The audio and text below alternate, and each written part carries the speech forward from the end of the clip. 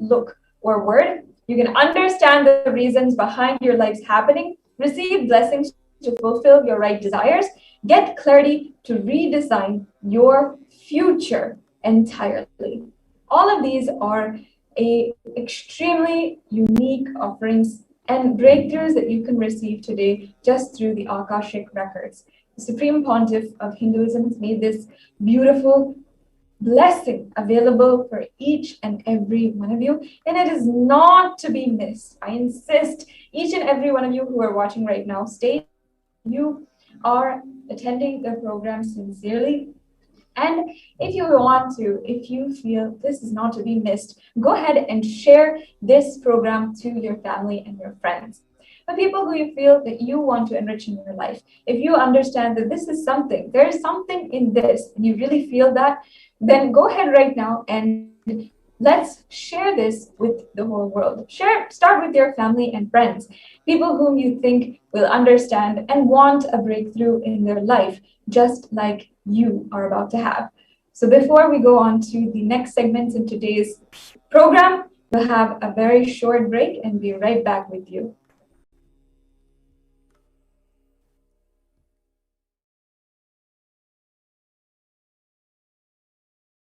Listen intensely.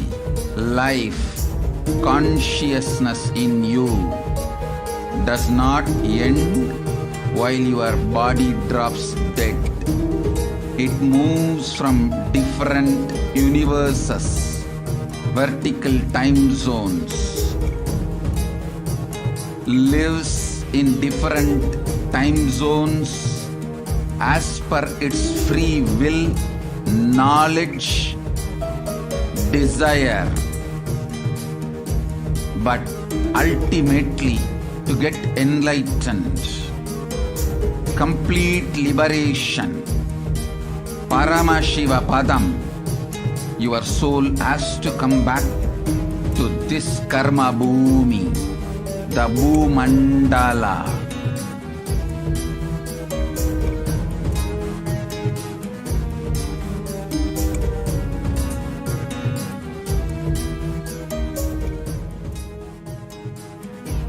This Bhumandala and the Jati ecosystems, the caste ecosystems,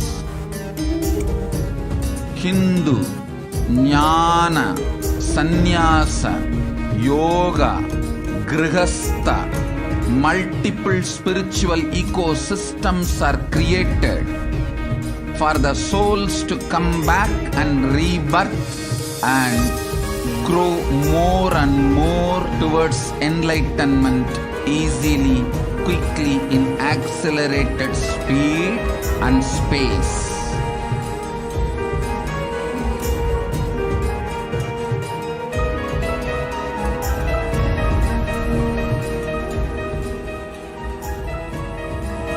Understand the secret of Sayujya Mukti.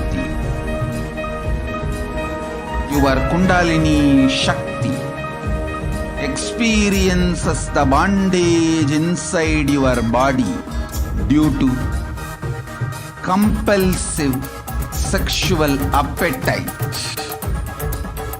All the male bodies building intense yogic body through yoga and pranayama, building the mind of Tyaga-centric, will heal your compulsive sexual appetite and make you reach Sayujya. All female bodies, love-centered care, serving every being, will liberate you from the compulsive sexual appetite and make your Kundalini reach Sahasrara, which is Kailasa, Parama Shivapada, Sayujya.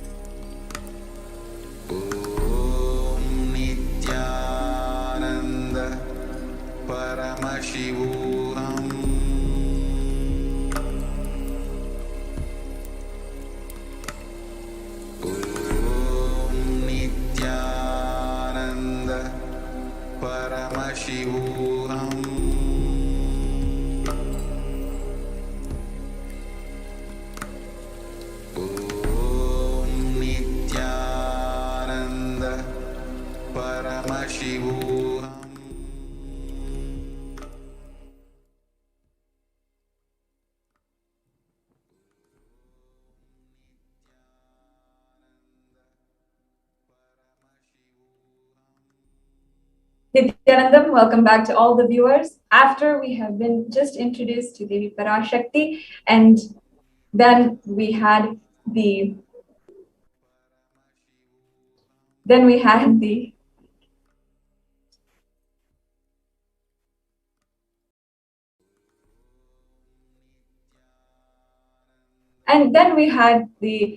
opportunity to understand really what Akashic readings is about, and why we should be here, why we should take an opportunity for each and every one of us to actually have a breakthrough in our lives in the following segments, the following programs. Even if, whether the Supreme Pontiff of Hinduism, even if it is live, even if we're watching the videos of Devi Parashakti, it is such a beautiful experience sitting and understanding in the divine ferociousness of her energy and her presence. Each one of her words and revelations is not for specific people, but for humanity at large. And the Supreme Pontiff of Hinduism, Devi Parashakti, revealed how the sacred secret of Hindu birth for each and every one of us, for each and every Hindu who is there. Let us now understand and watch the revelations from Devi Parashakti on the sacred secret of Hindu birth.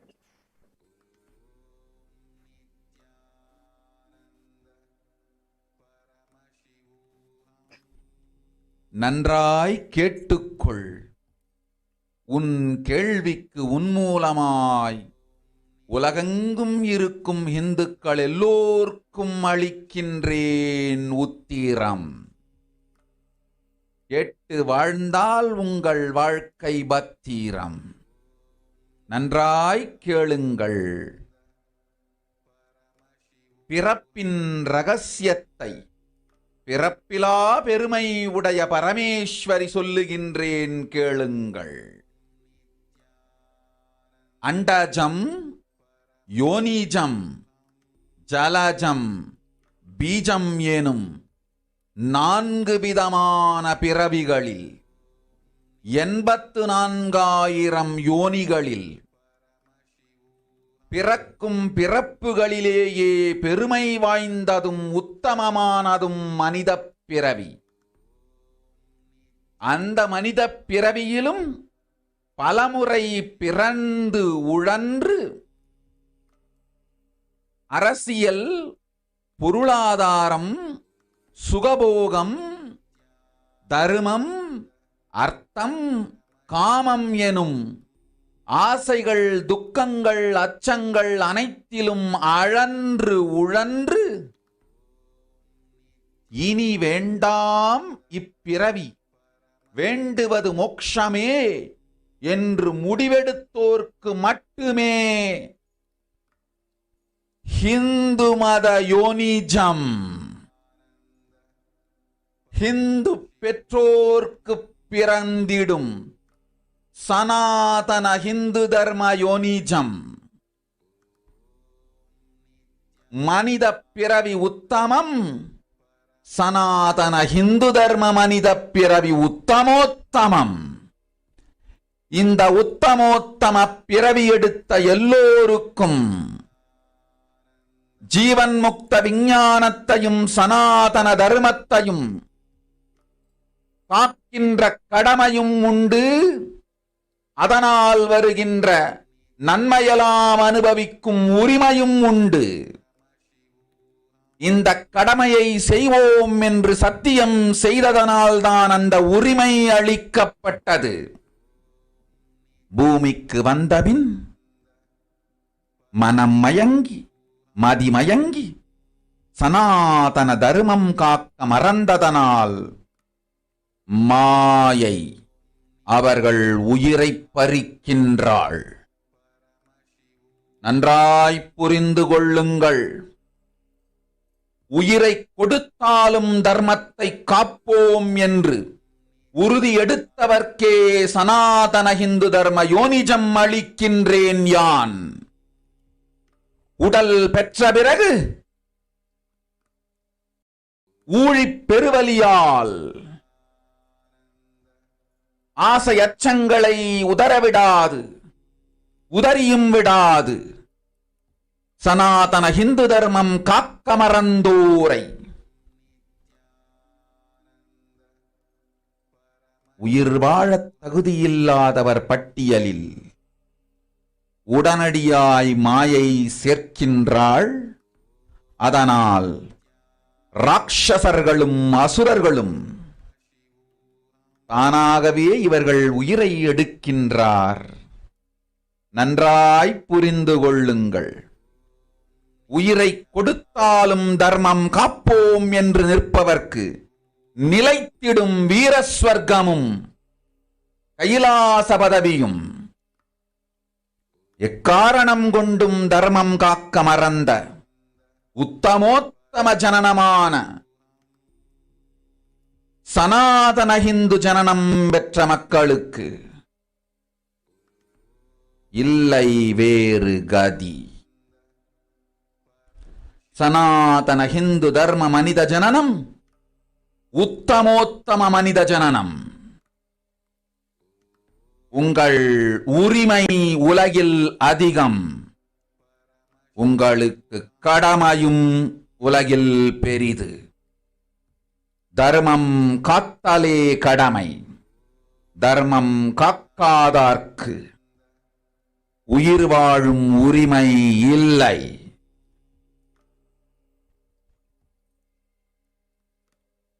நன்றாய் புரிந்து கொள்ளுங்கள்.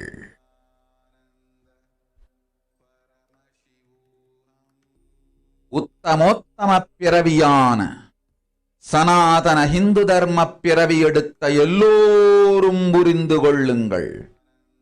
உங்கள் வாழ்வின் முதற்கடமை தர்மம் காத்தல்.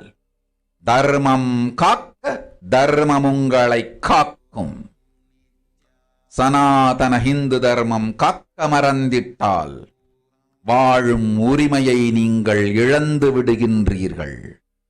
அதற்கு மேல் வாழ்ந்தென்ன அழிந்தென்ன? பூமிக்கு பாரம் குறையட்டும் என்று அசுரர்களும் ராட்சதர்களும் உங்களை உண்டு தீர்க்கின்றார்கள். அதையும் மாயை கண்டு சும்மாவிருப்பாள்.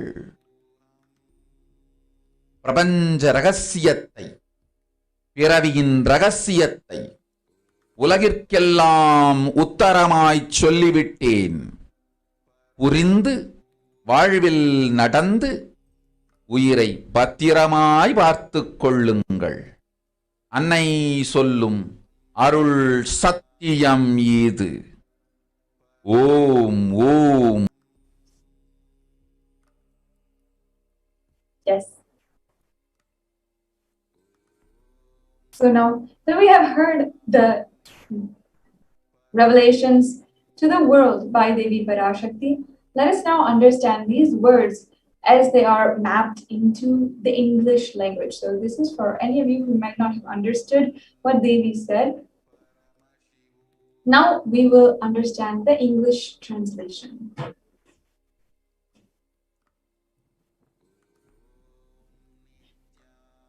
Devi Parashakti told us lovingly, caringly, listen, Andhajam, Yonijam, Jalajam, Bijam, like this in 4 types of births, in 84,100,000 yonis. In all of these births, the greatest birth of all of them is human birth. Even in that human form, being birthed, being born and toiled many times after getting burned and toiled in politics, in finance, in luxuries, in dharma, artha, or kama, which is greed or lust. And those who decide of not wanting this birth, wanting only moksha, enlightenment, only those will have the Hindu Dharma Yonijam. Hindu Dharma Yonijam is being born from Hindu parents. The Sanatana Hindu Dharma Yonijam of being born to Hindu parents. Human birth is Uttamam, the best. Sanatana Hindu Dharma, human birth is Uttamottamam, best of the best. Everyone who took this Uttamottama birth has the responsibility of protecting the science of living enlightenment and Sanatana Dharma. And also, they have the right to experiencing its benefits, and this right was given to them because of their commitment given by them to do this responsibility. After coming to Bhuloka by getting mentally deluded and forgetting the Dharma of protecting Sanatana Hindu Dharma, Maya, she is taking away all their souls. And understand carefully, Devi Parashakti says, I am giving the Sanatana Hindu Dharma Yonijam only for those who gave the commitment of protecting Sanatana Dharma even by giving their life. After getting the body because of their painful delusion, not dropping fear and greed for those who forgot to protect Sanatana Hindu Dharma, Maya, she will immediately add them all to the list of those who are not worthy of living. Therefore, Rakshasas and Asuras automatically taking away their life. Understand properly for those who stand that even by giving their life, they will protect Dharma, will permanently have Veera Swarga and Kailasa Padavi. For any reason, people who forgot to protect Dharma, having the Uttamottama birth of Sanatana Hindu birth, there is no other way for them. Sanatana Hindu Dharma birth is Uttamottama human birth. Your rights in this world are immense. Also, your responsibility in this world is large. Protecting Dharma is responsibility.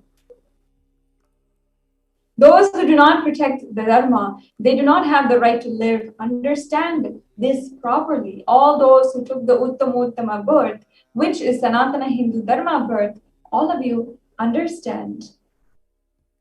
The first responsibility of your life is protecting Dharma. If you protect Dharma, Dharma will protect you. If you forget to protect Sanatana Hindu Dharma, you lose the right of living. After that, what bothers whether you stay alive or you live or get destroyed? Asuras and Rakshasas will eat you, so that burden on earth is reduced. Seeing that, Maya, she will keep quiet.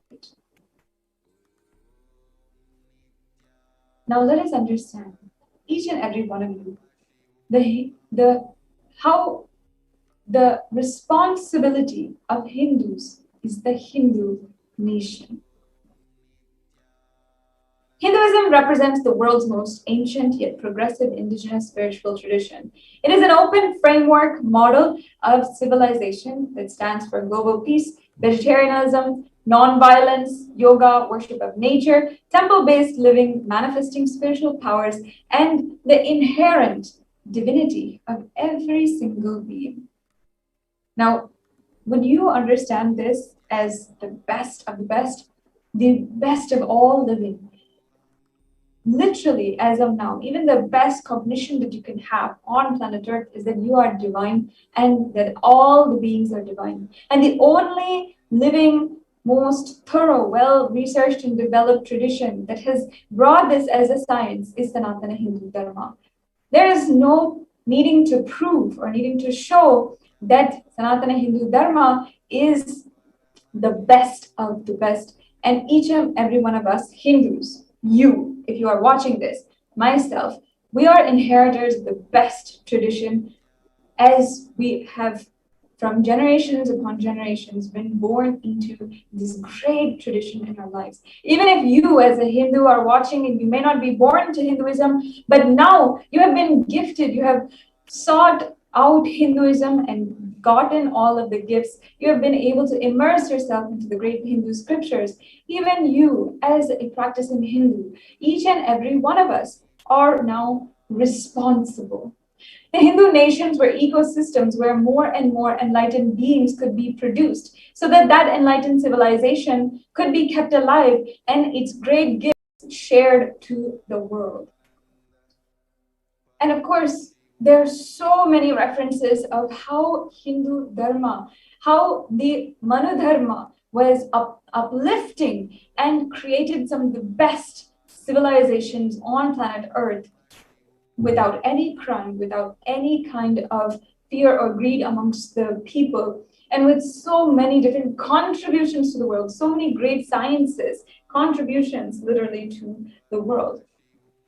We have some references here of the Rama Rajya, the great kingdom that was ruled by Sri Rama. From the Valmiki Ramayana, the Yuddha Kanda, from chapter 128, verse 99 through 101, it describes how Lord Rama had actually ruled the kingdom after his Pattabhishekam. Was such a beautiful description that you, even all of us, will become inspired by.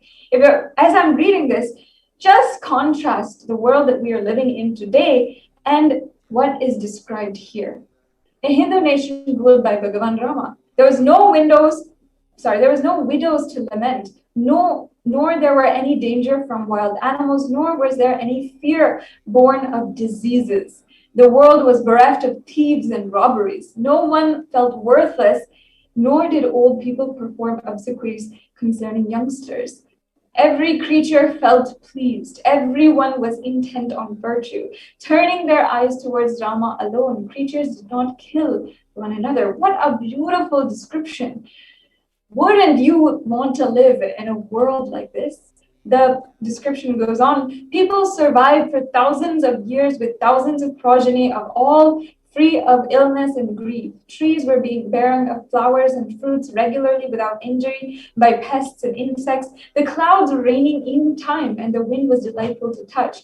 Every caste was performing their own duties, satisfied with their own work and bereft of any grief. People were intent on virtue and living without telling lies, with excellent characteristics and all engaged in virtue. What a beautiful description. It's such a beautiful way of living, coexisting. And so many people, the UN, the best governments of the world, all are foreseeing, wanting, yearning for this future.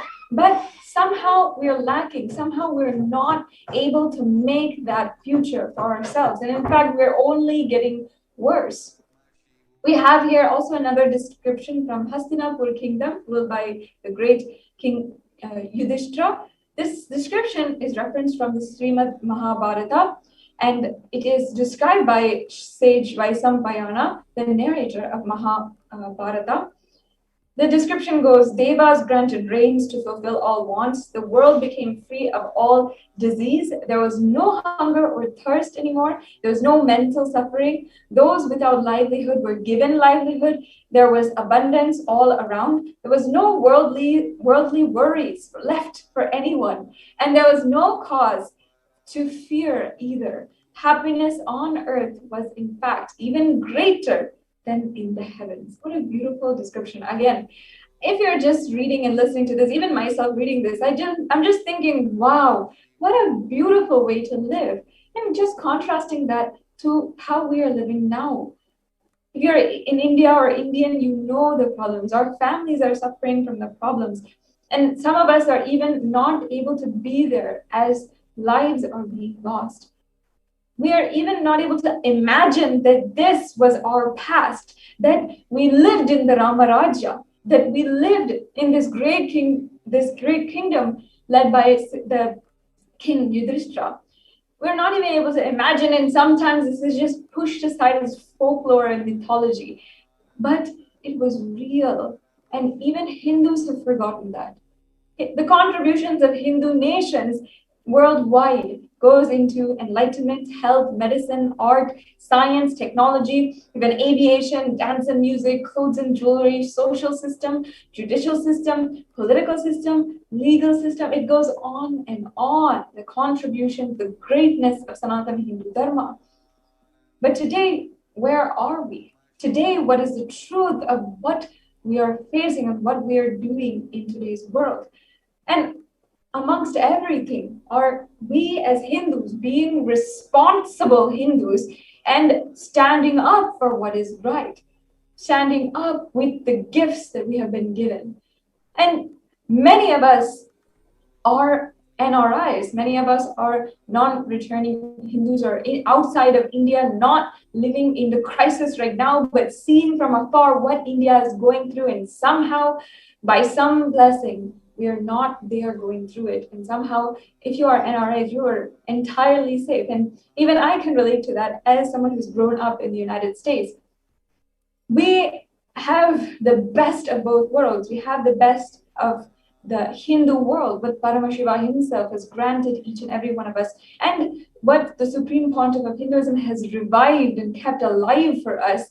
And we also have the best of the outer world, the best of technology, and so forth.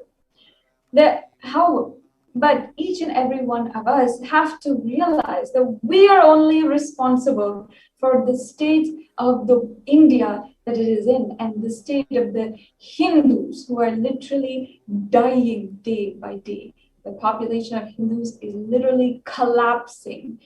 And as 94% of Hindus are in India itself, we, each and every one of us, must understand and stand up now for the right thing. The next few set of slides, I'll be going through the Hindu Holocaust, where we have gone through so much more than even some of the worst famines, holocausts, genocides that have happened on planet Earth. But we have not yet stood up. We have not yet taken that responsibility. The phase one of the destruction of the Hindu civilization started in 800 AD and went on to 1700 AD. It was from the Islamic invasions. This quotation is from Will Durant's The Story of Civilization, Our Oriental Heritage. And this excerpt shows us some of the brutalities of the Islamic invasions. So I'm going to read this now. The Mohammedan conquest of India is probably one of the bloodiest stories in history. The Islamic historians and scholars have recorded with great glee and pride the slaughter of Hindus, forced conversions, abduction of Hindu women and children to slave markets, and destruction of temples carried out by the warriors of Islam during 1800 AD to 1700 AD. Millions of Hindus were converted to Islam by sword during this period. Millions more were raped, murdered, and dismembered. The next slide, please. Going on in this absolutely brutal, gory description of the Islamic invasion, we have Abdullah Wasaf from his book describing the Islamic law prescribed for Hindus as conveyed to Aladdin Khilji, one of the most brutal rulers of the Hindu Holocaust and the Islamic invasions, by his qazi or legal advisor. So this is actually the records taken from the records of the Islamic terrorists who had come to India in around 800 AD. So this is from her book. Hindus are like mud. If silver is demanded from them, they must, with the greatest humility, offer gold. If a Mohammedan desires to spit into a Hindu's mouth, the Hindu should open it wide for the purpose.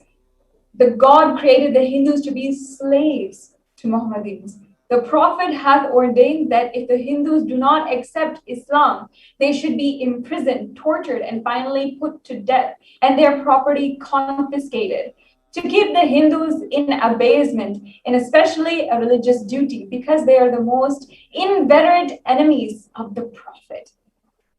Now, what difference does this make to how Native Americans were treated in America, how they were called savages, how literally so many of them were diseased and killed. How does this even make a difference? And yet, there's nobody in the world who stands for this, who tells this story. We're not telling the story, the history of the Hindu Holocaust, even like our brothers and sisters in different countries. We have also from Kanhadal Prabhananda from 1456, one of the records which this person has recorded.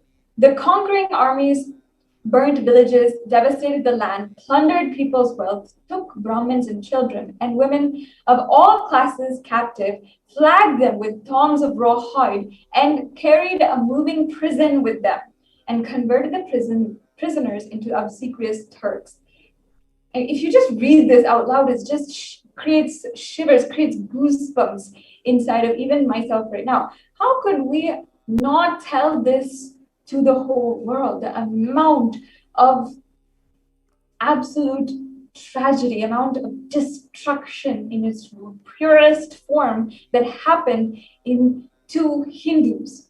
If you look at it in numbers, even it is absolutely alarming.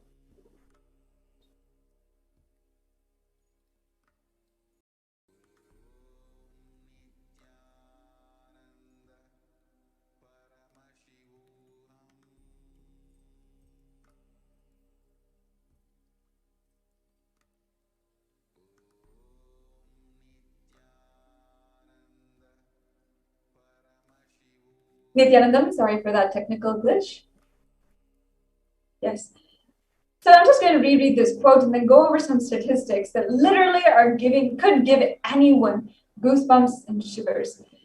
The conquering armies burned villages, devastated the land, plundered people's wealth, took Brahmins and children and women of all classes captive, flogged them with thongs of raw hide, carried a moving prison with them, and converted the prisoners into obsequious Turks. Now let's just look at these numbers.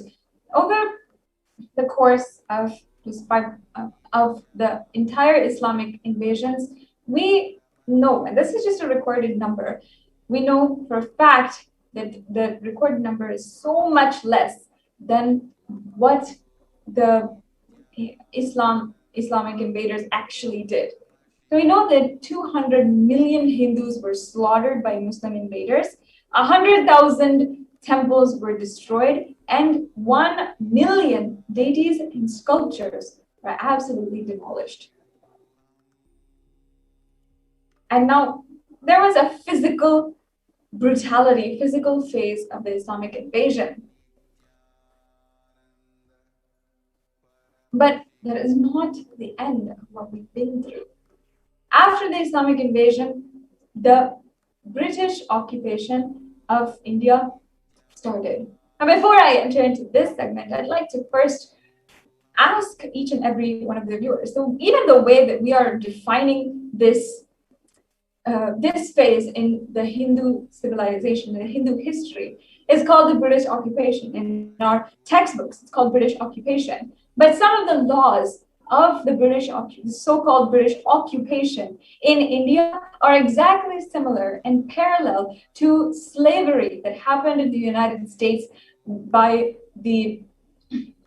against the African American people. So why are we not calling it the Hindu slavery? Why are we not calling it a huge racist movement against Hindus? Instead, it is called the British occupation. With that, I'd like to go into some of the gory details of what the British did in India, resulting in so many million more people's death and literally the destruction and enslavement of an entire civilization. From 1700 to 1947, the economic and psychological destruction of the Hindu civilization occurred. And this is also another description from Will Durant, a celebrated historian commenting on the British rule in India in 1930. He's saying, I've seen a great people starving to death before my eyes, and I'm convinced that this exhaustion and starvation are due not, as their beneficiaries claim, to overpopulation and superstition, but to the most sordid and criminal exploitation of one nation by another in all recorded history. Now let's take a look at this in the real picture. 1947, what was actually going on by the British? It was the time of World War II. It was a time when another part of the world was going through a huge amount of genocide. But what was a supporter, a so-called ally, doing in India at the exact same time? Causing the deaths of millions and starvation. The British occupation meant using all of the gold and looting so many different people, so many different treasuries, straight and giving that straight to the mainland kingdom in England. Now, British occupation used all possible means to destroy Hindu civil and cultural institutions in order to delegitimize and demoralize the indigenous people of India so that they can become slaves in their own homeland. And let's say this again, it's not an occupation. This is straight out slavery of an entire civilization.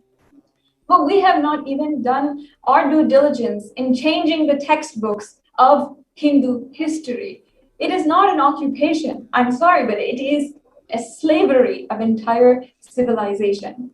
And let's go over some of the points that make it so. One, discriminatory laws to instill feelings of racial inferiority. Didn't this happen in the United States with the Civil War? Engineered famines to starve natives into submission. Annexed Hindu kingdoms to undermine native rule. Another thing that has happened to so many Native Americans in the Americas. Annexed Hindu kingdoms to undermine native rule. Mistranslated Hindu scriptures to instill anti-Hindu narratives. Didn't this happen as justification propaganda in the Jewish Holocaust? Destroyed indigenous Gurukul education systems. All education systems, all schools for even Jewish children were destroyed and were no longer legal under the Nazi government in Germany. Just put the parallels to attest here. If you see that it is a genocide, but Hindus have not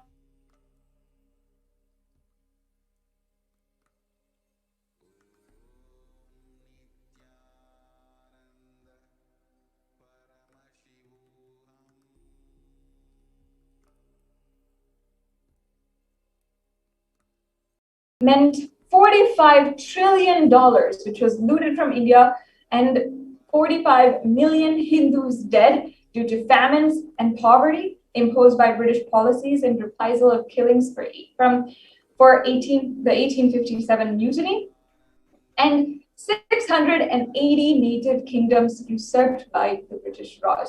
One quote that we have here from Sashi Tharoor, one of the Indian members of the Indian Parliament, the British came to one of the richest countries in the world. Over 200 years of exploitation, looting, and destruction reduced it as a poster child of third world poverty. And this sums up literally exactly what the British occupation did in India.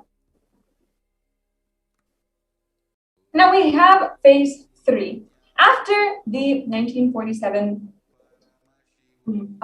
partition or the independence of India, so-called independence of India, until the present day and age.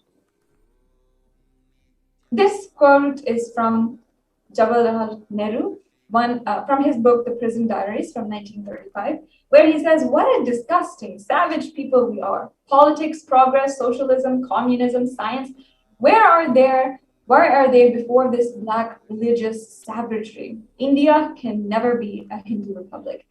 Unfortunately, at this time, it is important that these people had literally solicited India, a Hindu country, in order to snatch it away from its roots. Yes, the next slide, please. We have also B.R. Ambedkar, India's first law minister and principal architect of the Indian Constitution, the Pakistan or the partition of India. He's saying, if Hindu Raj does become a fact, it will no doubt be the greatest calamity for the country. No matter what the Hindus say, Hinduism is a menace to liberty, equality, and fraternity. It is incompatible with democracy. Hindu Raj must be prevented at any cost. These people who had designed the inhabitants of India, designed the constitution of India after the British occupation of India, had literally made it such that no Hindu could stay safe in India. And Hinduism was thus literally wiped from any kind of law. The modern Indian legal system, academia, and media all systematically undermine, suppress, and delegitimize Hindu institutions and culture. And here are some of the points in which they do so. India's constitution established government control and taxation over Hindu temples, schools, etc., while religions are free from interference. Articles 26 to 30 of India's constitution discriminate against Hindus by giving special rights and benefits to non-Hindus. That means that non-Hindus got rights to scholarships, got rights to different minorities, got different minority rights. However, the same kind of rights were not applied to Hindus. Hindu kingdoms and self-governance was then abolished entirely. Anti-superstition laws were passed to criminalize Hindu practices. Mainstream Indian academics described Hindus as sexist, racist, backwards, and oppressors. And negative media portrayals of Hindus in Bollywood and TV go on until today. In even the most recent releases from Bollywood and different media houses in India, anti-Hindu narratives are one of the most popular and one of the most circulated in mainstream media. Media narratives are used to stereotype and demoralize Hindus. And this is going on from the last point which I said. Bollywood and other mainstream media outlets consistently portray Hindu gods and gurus as cartoonish, dishonest, corrupt, and sex fiends in a manner similar to the British imperial propaganda. Media narratives are used to shape human consciousness and further political agendas. Now, this is accepted by all people, that media is an extremely potent weapon used in order to control a certain public. And we know it now. Each and every one of us is not new to this. We know that media plays a role in what the public knows and how the public is reacting. So how media is portraying Hindu gurus, Hinduism, and Hindu traditions matters a lot. If we are not able to see that, then if we're not able to even recognize what the media is doing and stand up for it, then what Hindus do we call ourselves? Racist British colonial stereotypes have been literally perpetuating in today's media, in literally some trailers for movies that are being released in 2021 and 2022. What have we done about this as Hindus? Each and every one of us. Have we even written as much? Have we ever come out and rioted on the streets for it? Not even rioted, even just a peaceful protest. Have we done anything for it? This brings us to the next part of this segment, the revival of a Hindu nation. The Supreme Pontiff of Hinduism is the only Hindu leader who has been courageous enough and has done the hard work in actually reviving a Hindu nation. We have seen how the leaders who were creating India in its new beginning in 1947 literally pushed aside and made it illegal, made it absolutely irrelevant to bring a Hindu nation back into the world. But it is the Supreme Pontiff of Hinduism himself, who is reviving a Hindu nation. And this quote I'd like to read out of what the Supreme Pontiff of Hinduism himself declared boldly against the anti-Hindu militant forces, and in order to revive and resurge Hinduism from a 5,000-year Hindu Holocaust. The Supreme Pontiff of Hinduism declared, during the time of Mahabharata, we had 56 deshas, 200 states, 1,700 sampradayas, and 10,000 sampradayas and traditions. In all 56, we Hindus are persecuted. In all 56, we Hindus have lost all of Hindus, or we are a dying population. The last one to fall is Nepal. Supreme Pontiff of Hinduism says, I am the collective voice of all persecuted Hindus. I will revive and rebuild the Hindu nation. Build on Vedagamic principles as a refuge for all practicing and aspiring Hindus, a safe haven for all persecuted Hindus.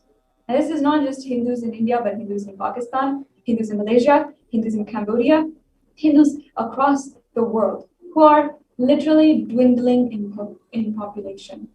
There are Hindus being converted every single day. There are Hindus dying every single day. And today, during the Pralaya, in India, there are Hindus dying in mass numbers. But what is the Supreme Pontiff of Hinduism doing? And not only this, the Supreme Pontiff of Hinduism has come down as the incarnation of Paramashiva on planet Earth for the very purpose of reviving Kailasa and bringing superconscious breakthrough to the world. This revival of Kailasa, the Hindu nation, is for reviving the whole life of enlightened civilization and all great things it has to offer to the world, bringing legitimacy to all the offerings of Sanatana Hindu Dharma and sharing it with whole world is the purpose of Kailasa, the Hindu nation. Now let's understand the administration of Kailasa as per what the Supreme Pontiff of Hinduism declared. Kailasa is the revival of a cosmic constitution. Kailasa is the model nation of how enlightened civilization should be living and administered. Politics, judiciary, education, economy, everything will be revived as Paramashiva revealed in the Vedagamic Sanatana Hindu Dharma's scriptures. Being one of the most persecuted civilizations, Hinduism is on the brink of extinction, such that the next generation of Hindus may not even know Hinduism through only history books. And now let's just have a straight talk here for all the viewers. Do we know Hinduism? Are we practicing real Hinduism? If you are an NRI or if you are watching this, you're maybe under the age of 30. Are we really practicing Hinduism? You might be in America, you might be in anywhere in the world. You might be wearing bindi every day. You might be wearing Hindu traditional clothes and you might be proud of your culture. But are you doing your responsibility to protect Sanatana Hindu Dharma from further destruction? What can we do to stand up for Hindu civilization and all that it has to offer to the world? Today, Hinduism is a political orphan. The preservation and restoration of Hinduism's spiritual and cultural heritage is impossible without a national identity. There is no Hindu nation in even India is proud of being secular, even as Hindus are dying every single day now during the pandemic. What can we do to save Hinduism? This is for all of the Hindus who are born Hindus, practicing Hindus, who are sympathetic towards Hindus, or even people who are curious for Hinduism. It is time now to reclaim our Hindu identity. Hinduism is responsible for our successful life. You are Hindu and you are healthy, wealthy, rich, successful, peaceful, happy, respectable, have a stable family, have the best mental setup. Hinduism is responsible for it. Our ancestors, and Paramashiva himself is the one who is responsible, who has given the gift of each and everything that we are enjoying today. Hindu identity is responsible, and Hindu scriptures are responsible. It is the Hindu scriptures that have given us the mental setup that we have today. If we see Hindus across the world, we have the least amount of divorce rate in all countries. In India, even less than 1% of divorce happens, and giving us stable families, giving us stable growth and happiness during our childhood, and making us successful in the outer world, making us being able to go to some of the largest and best universities in the world, and helping us be extremely successful in the largest, most successful companies in the world, and helping an entire civilization grow just out of technology and artificial intelligence. The next slide, please.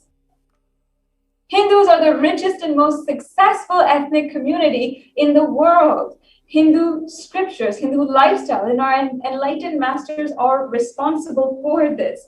Hindu thought currents are responsible for this. Hindus are the most educated religious group in the United States. Is actually what is actually noted in the Hindustan Times as of 2019. That is not too long ago. And in fact, even today, Hindus are benefiting the most from the Hindu background that we've had. Not just anti-Hindu elements being active. It is responsible Hindu leaders who are inactive that have caused this destruction of Hinduism.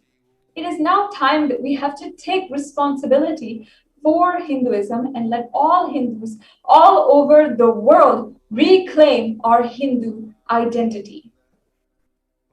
And it is our responsibility as Hindus. It is the responsibility of Hindus to revive this ancient enlightened civilization again and again, and give all the gifts of the enlightened civilization to humanity. According to the World Health Organization, more than 264 million people of all ages suffer from depression. And according to the World Drug Report of 2019, 35 million people worldwide suffer from drug use disorders. According to the World Health Organization, once again, close to 800,000 people die due to suicide every year. And which is actually, if you do the math, one person every 45 seconds. Worldwide, more than 700 billion land animals are killed for food every single year. The revival of the ancient, enlightened, civilizational nation, Kailasa, is a survival need to humanity. Let's leave the pandemic aside. Even 2 years ago, these statistics were there. We were worried about global warming. But if we had followed Sanatana Hindu Dharma in scriptural truths, the solutions given by Paramashiva himself and revived by the Supreme Pontiff of Hinduism in our scriptures, if we had just followed that with absolute adherence and integrity, we would not be in the situation that we are in today. This is an invitation to all Hindus. If you are born Hindu, practicing Hindu, sympathetic towards Hinduism, or curious towards Hinduism, wanting to explore Hinduism, you can become a part of this revival. Now, let us understand from the Supreme Pontiff of Hinduism as the only hope for humanity who is reviving this, the sole, courageous, brave, and absolutely dedicated leader for the revival of Kailasa. How he has brought Kailasa as a gift for each and every one of us. Let's now watch this video where the Supreme Pontiff of Hinduism gives us exactly what we need to know. Contribution. Hinduism, Veda Agamas have great things to contribute to the world. Like the great power manifestation science, the ancient culture and arts, the ancient lifestyle truths, the ancient medical practices and medicinal knowledge, the ancient indigenous cultural heritage and jewelry, perfume, dance, music, in every level, Hinduism has so much to contribute. Veda, Agamic traditions have so much to contribute. To share all this with the world, to contribute to the world.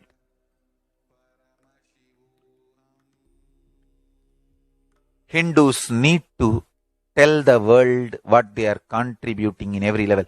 The brand of Hinduism itself is enriching and empowering and enlightening. Hinduism is all about enlightening the world. Empowering, enlightening, enriching the world. Contributing.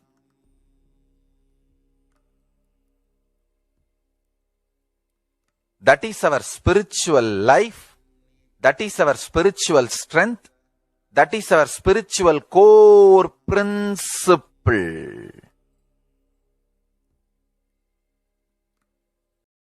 O humanity, I request you with folded hands, some one corner of the world, if you just give me few hundred acres, I will keep this whole science alive. Leave it for the whole humanity freely. Fortunately, Paramashiva has given me the power to decode all this Hindu medicinal system, Hindu judiciary system, Hindu social law and order system, Hindu power manifestation system, Hindu mental sciences system, Hindu yogic sciences, the sciences of Hindu biology, Hindu physics, Hindu psychology, Hindu physiology, Hindu chemistry, all this Paramashiva has given me the power to decode. Whatever the remaining scriptures are available with the humanity, Paramashiva has blessed me, and I have collected, not only I have collected and organized, I can decode. This whole science can be kept alive in any one corner of the world. Just few hundred acres are given for me to live peacefully and exist peacefully. I can store this whole thing alive and contribute it to humanity. Humanity can become better and better and better. I can make the planet Earth so much better place to live. I am here to contribute, and I will continue to contribute.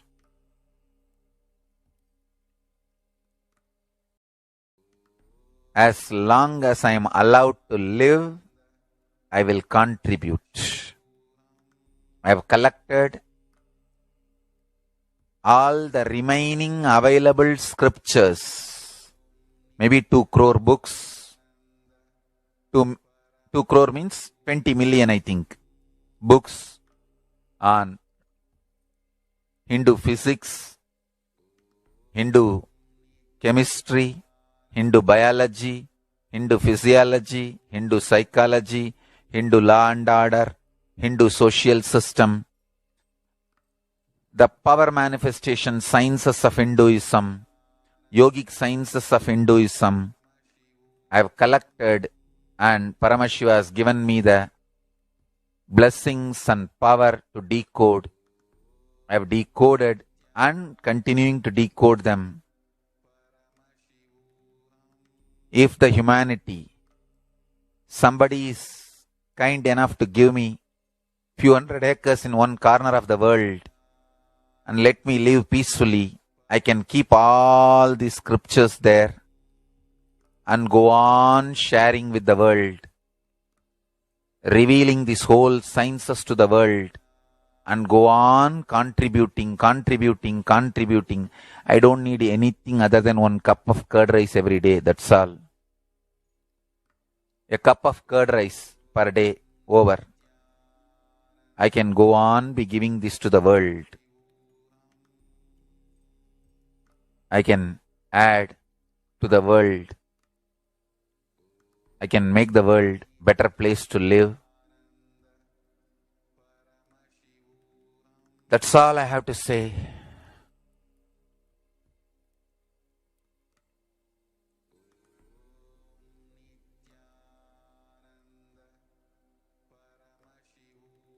Thousands of medicines are described detail in ancient Siddha and Ayurvedic scriptures.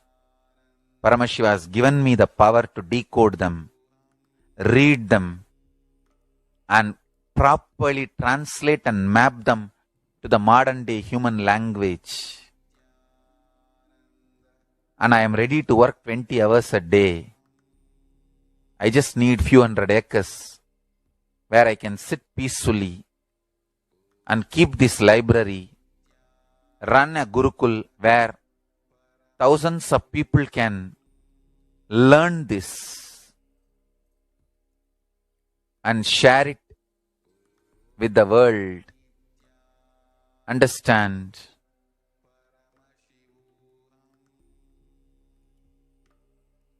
I am only interested in contributing.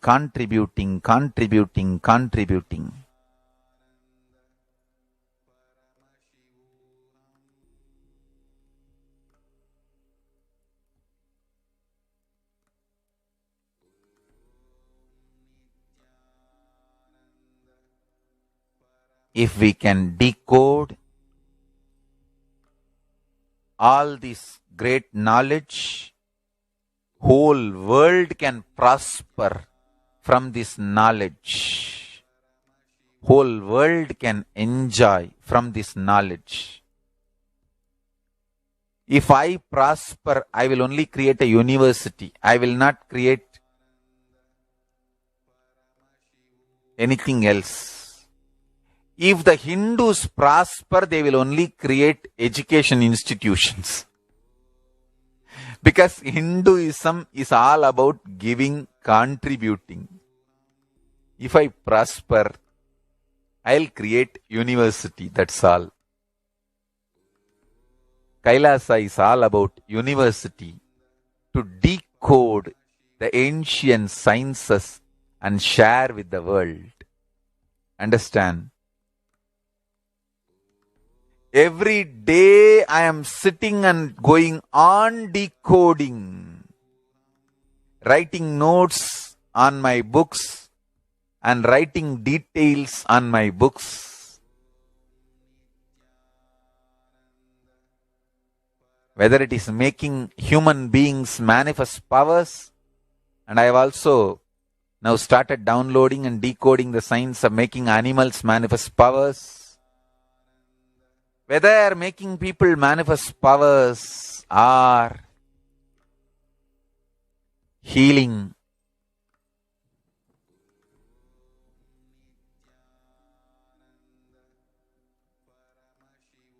in every level, life is all about contribution.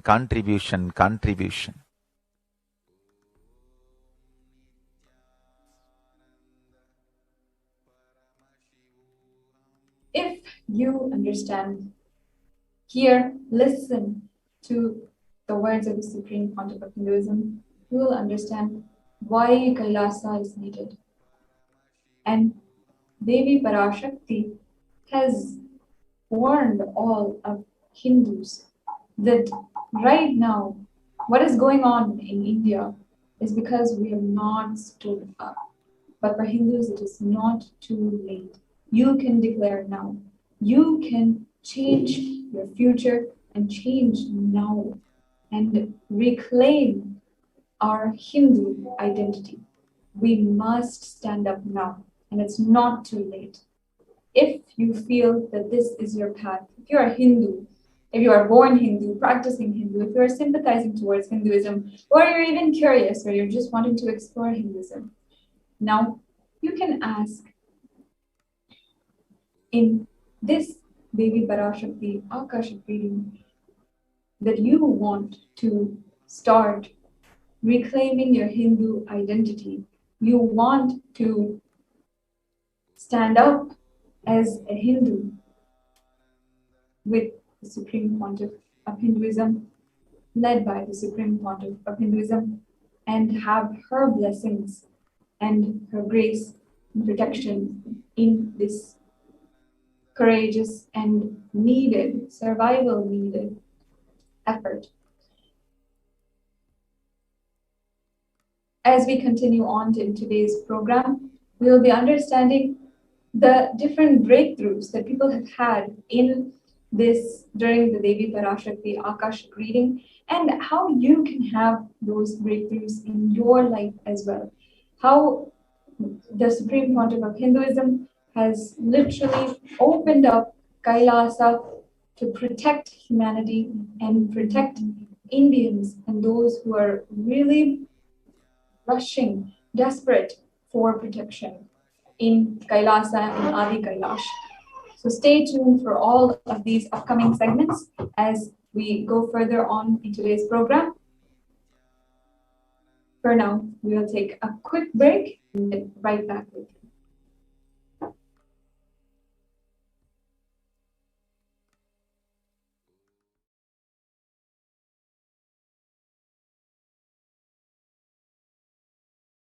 Listen intensely. Life, consciousness in you does not end while your body drops dead. It moves from different universes, vertical time zones, lives in different time zones as per its free will, knowledge, desire, but ultimately to get enlightened, complete liberation, Paramashiva Padam, your soul has to come back to this Karma Bhumi, the Bhumandala.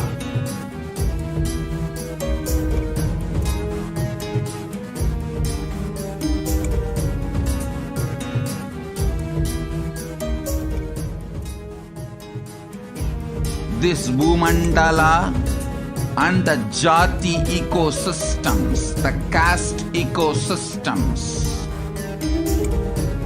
Hindu, Jnana, Sannyasa, Yoga, Grihastha, multiple spiritual ecosystems are created for the souls to come back and rebirth and grow more and more towards enlightenment easily, quickly, in accelerated speed and space.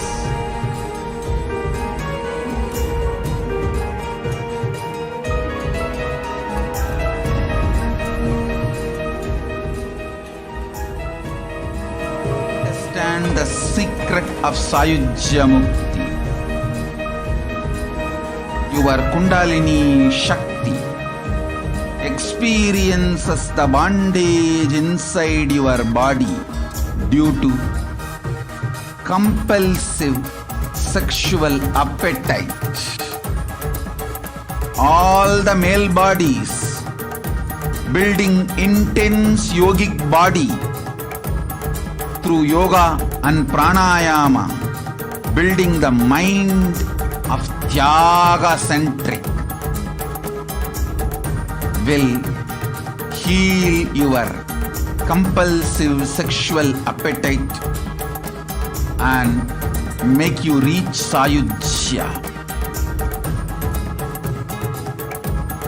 All female bodies, love-centered care, serving every being will liberate you from the compulsive sexual appetite and make your Kundalini reach Sahasrara, which is Kailasa, Parama Shivapada, Sayujya.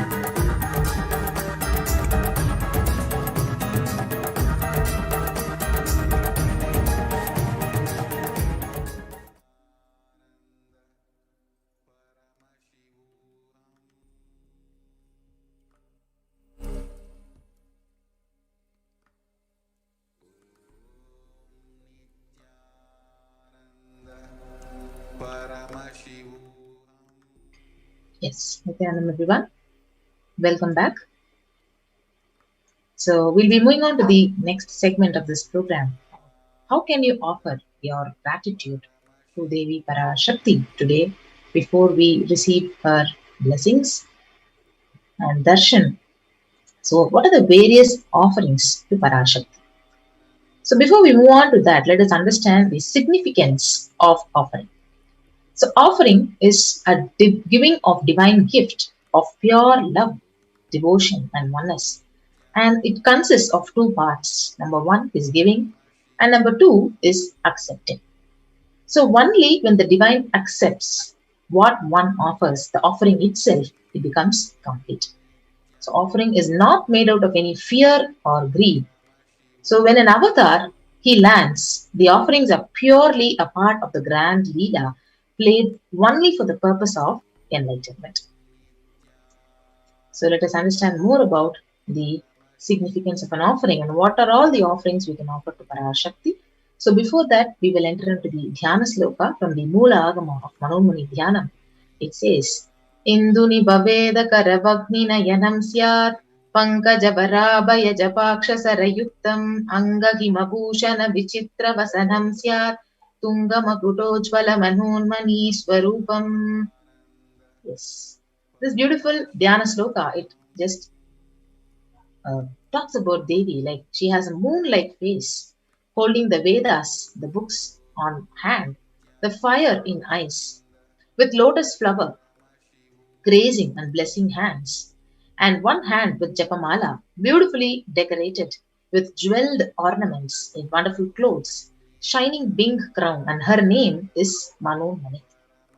And we have the next Dhyana Sloka which says, Dhyaye Devim Trinetram Sashini Bhavadanam Veda Hastam Dadanam Savye Padmam Varadama Pare Chabayam Chakshamalam Divyairabharanai Vibhushita Tanum Brahmadi Vipujitam Devimeva Manonmanim Pratidinam Kamarta Datrim Shubham. So this Dhyana Sloka beautifully explains, I meditate on Devi with three eyes, glowing like a moon, and hold the Veda, the lotus, and grazing with blessing and grazing hands. She is wearing beautiful ornaments. She is worshipped by Brahma and other many gods, and showers auspicious boons for all the actions every day. So let us now understand the significance of the divine element gold. So the gold is a divine element. It purifies anything it touches. It is an element of spiritual significance and great spiritual power of healing and enlightening. The vibration of gold has the power to infuse sattva energy and positive thought currents in anyone who wears and anyone who sees or operates in its vicinity. So gold is literally present in all the scriptures, the Vedas, the Agamas, the Shastras, the Itihasas, the Puranas. So in all Hindu scriptures, it is abundantly displayed that gold is the most auspicious and the purest metal which purifies our being. So in Hindu civilization, everything was built in gold, exchanged in gold, and even the ritual feasts were offered in golden bricks. So when one was to be saved from life-threatening illnesses, gold was offered as a ritual fee. Gold was in abundance and it was used for weighing equivalent amount of commodities, including cows. So kingdoms were built with huge doors of gold, and the streets would have huge columns and huge archways of gold. So horses and cows were dressed up in gold. So the Hindu civilization literally thrived on the banks of the river of gold. Indus River was called as the Hiranmaya, the river of gold in Rig Veda, and the river Saraswati was called Hiranyavartani in Atharva Veda. So gold is the supreme element for offering the gifts to ones you love and revere. So temples are constructed and paved in gold. Deities are made in gold, decked and adorned in gold because it preserves the enlightenment energy for thousands of years and it lasts forever. So with that beautiful importance of the significance of offering gold to Devi Parashakti. Now let us understand what is the first offering to Parashakti. The first offering is E-Hundi offering. So you can offer any amount as a kanikal, as a deep token of gratitude to Devi Parashakti at her feet. So the beautiful Shastra Pramana, it says, Bhakti Priya Bhakti Gamya Bhakti Vashya Bhayapaha Shambhavi Sharadaradhya Sharvani Sharmadayini. So Devi is fond of true devotion and is realized through true devotion. She can be won over through true devotion and she removes all the fears. So literally you can offer any amount at the feet of Parashakti and you can manifest whatever you want as your reality and your name will be chanted out during the puja. The puja is offered to Parashakti. So you can offer any amount to as an e-hundi offering to Devi Parashakti. Next offering is the Sankalpa chanting. So the Devi Mahatmyam, it beautifully says, Tayaitan mohyate vishwam saiva vishwam prasuyate sayachitta cha vijanam tushtarudhim prayaschati. So the goddess enchants this universe and she herself gives birth to this universe. That goddess, being prayed without interest in anything, gives that knowledge that leads to salvation and gives wealth in materialistic sense.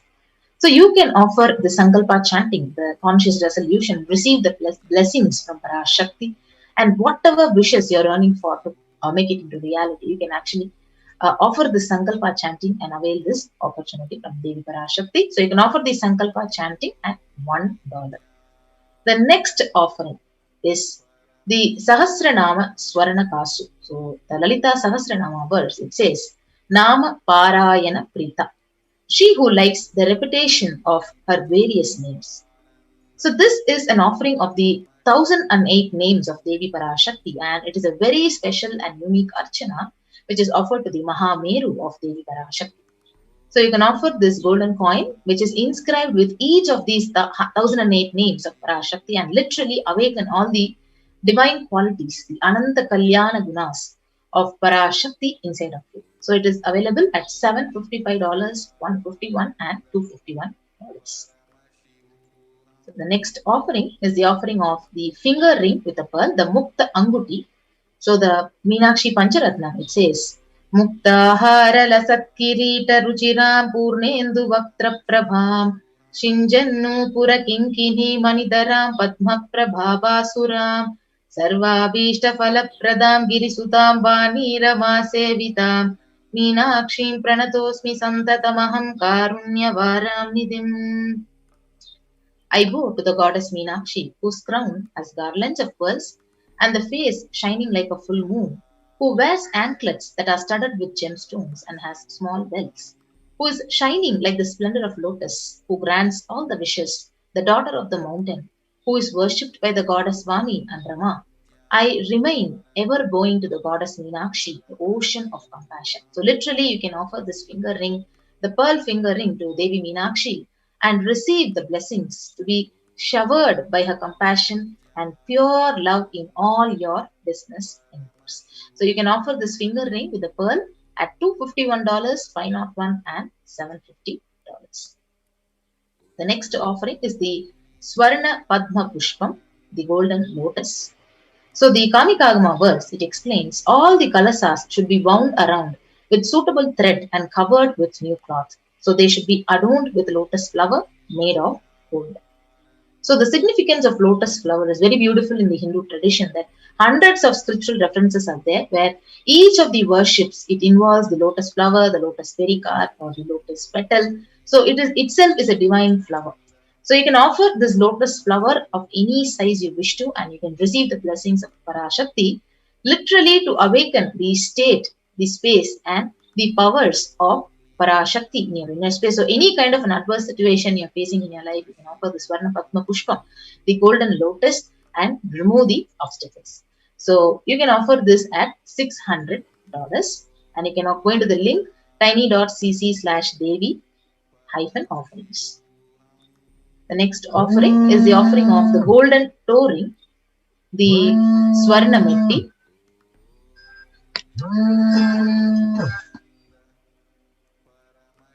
Yes. So the beautiful verse, it explains, "You whose brightness from the toenails destroys the darkness of ignorance from the minds of devotees who prostrate at your feet." So literally when you offer this toe ring, you're touching the feet of Devi Parashakti and holding on to her feet and getting her blessings even in the most difficult aspects of your life. So you can offer this Swarna Metti at $750. So the next offering is the offering of the Swarna Mangtika, the golden hairline jewelry. So Sudha Sarabi Varshini, she who makes the nectar flow in all our nerves from the Sahasrara. That means she gives the very pleasant experience of the ultimate. So the Mangtika, it represents the nectar flowing from the Sahasrara chakra, which is fully opened. So you can offer this Swarna Mangtika to Devi Parashakti and receive her blessings of achieving the blissful state of overflowing gratitude and space of complete completion.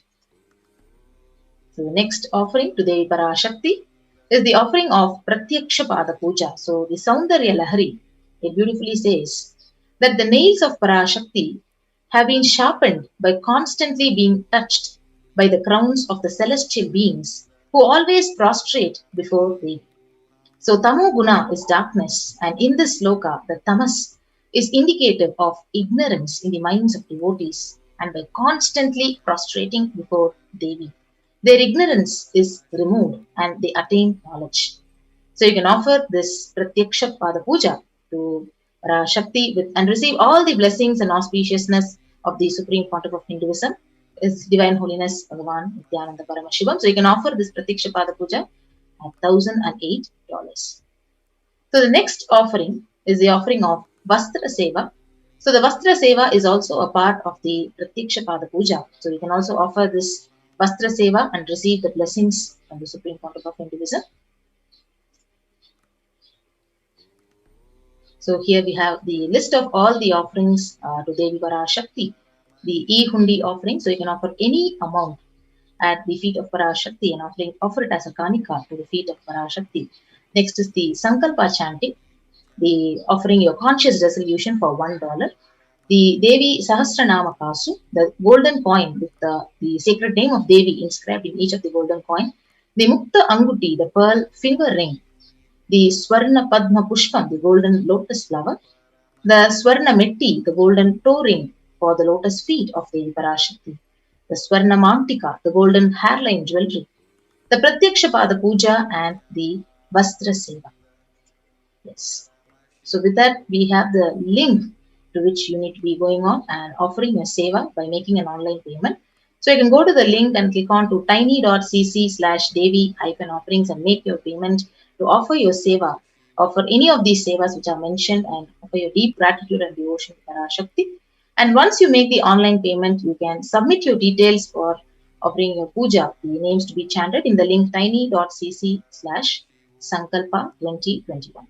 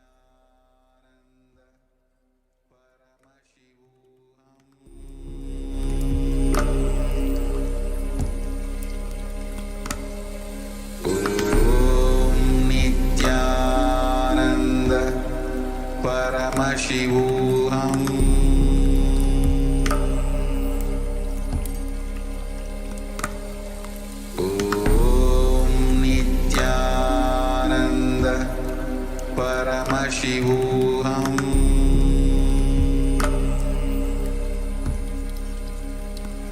So now I'll be taking you through a small walkthrough of how to make the online payment for offering the seva to Parashakti.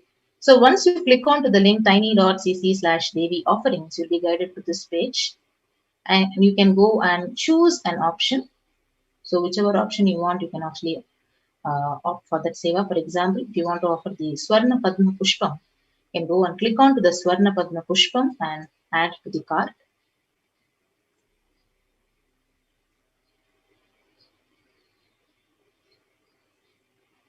So once you add to the cart, you can move and you can proceed to check out the next link. So once you proceed to check out, you'll be guided to this page where you need to fill out all your billing details, your email addresses, and your name, and then you can place your order. So after you place your order, you can go to the next link to submit your names for the Sankalpa chanting.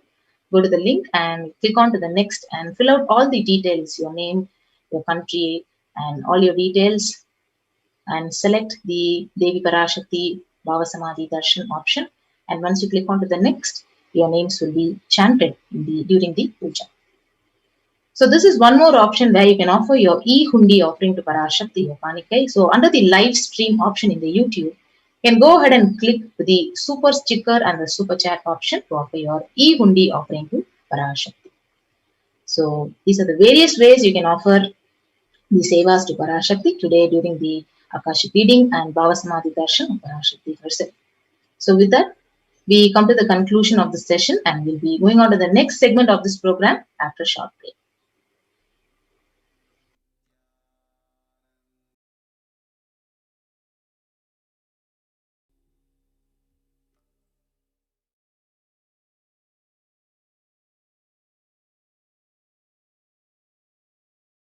Listen intensely.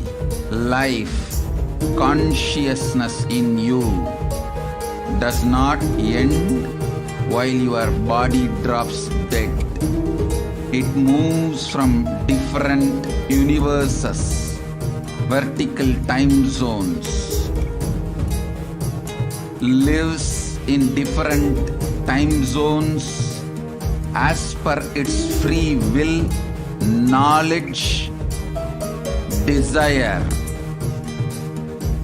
but ultimately to get enlightened, complete liberation, Paramashiva Padam, your soul has to come back to this karma bhumi, the Bhumandala.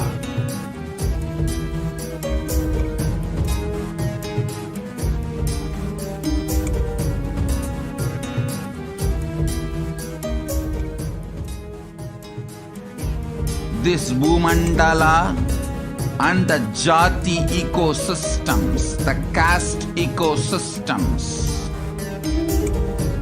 Hindu, Jnana, Sannyasa, Yoga, Grihastha, multiple spiritual ecosystems are created for the souls to come back and rebirth and grow more and more towards enlightenment easily, quickly, in accelerated speed and space.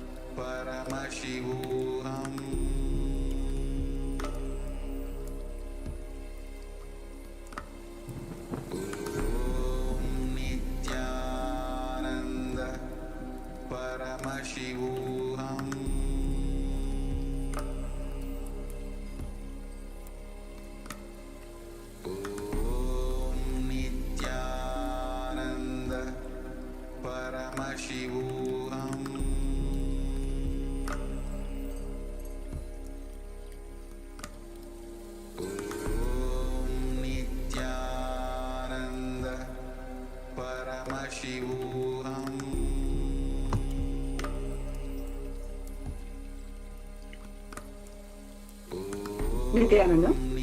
The next segment is about Kailasa's multi-layer quarantine opportunity for India during COVID-19.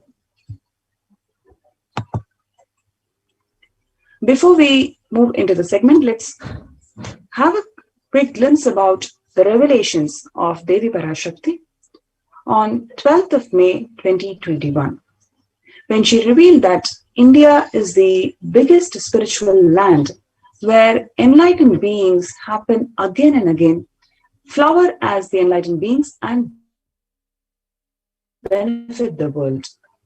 We cannot afford to lose Bharadam. We cannot lose the enlightenment womb.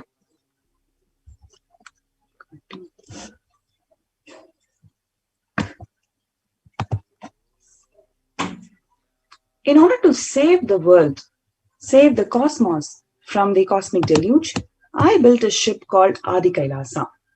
In order to protect the humanity from the cosmic deluge, I gathered together all the spiritual energy of the cosmos and built the ship called Adi Kailasa.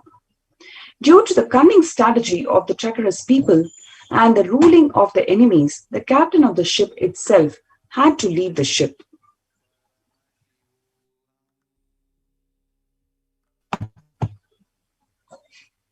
Now, let all come and take a good bath, get protected, and get healed and get all the benefits.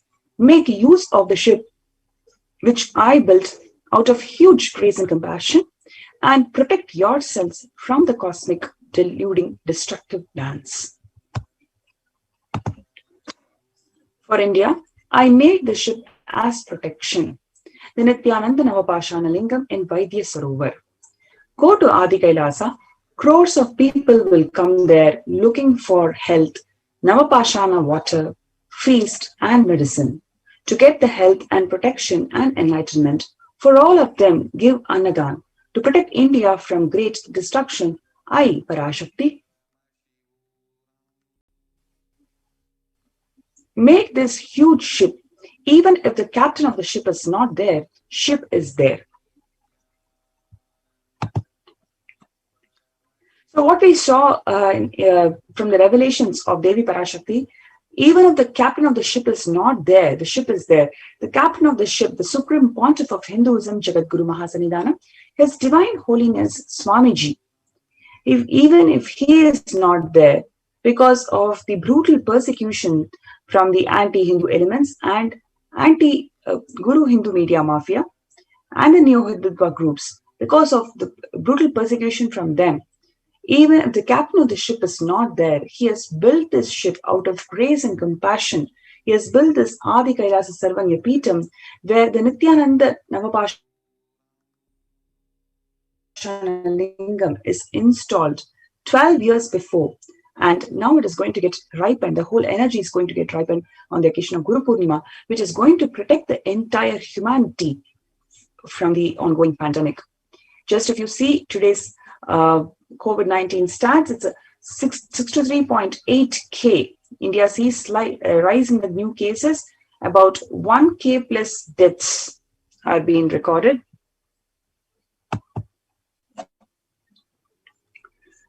The coronavirus new variant, new Delta plus variant in India, all you need to know about the new strain.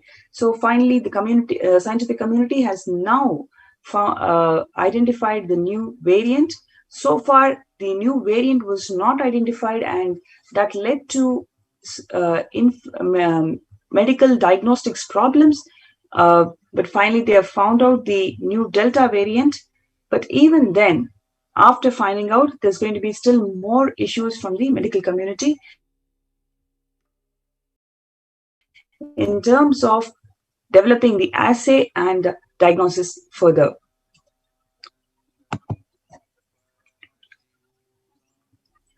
Now, let us see the contributions of the Supreme Pontiff of Hinduism, for which he was persecuted. What made these anti-Hindu elements to persecute Swamiji? If you see Swamiji's contributions, it covers a wide range of humanitarian efforts, religious efforts, reviving the religious authentic legitimacy of the Sanatana Hindu Dharma, and reviving the spiritual legitimacy of Hinduism. So the meditation classes were conducted in local schools by the Kailasa's White Om International Agency, Sovereign Order of Kailasa, which is personally guided and blessed by the Supreme Pontiff of Hinduism. And you can see here in 2004, the secondary school students were blessed to learn the truths of life and underwent powerful meditation under the guidance of the Supreme Pontiff of Hinduism way back in 2004 itself. In 2006, Swamiji guided the school students again in the super conscious living. This is one Trichy in Tamil Nadu. This is way back in 2008 with the engineering college students.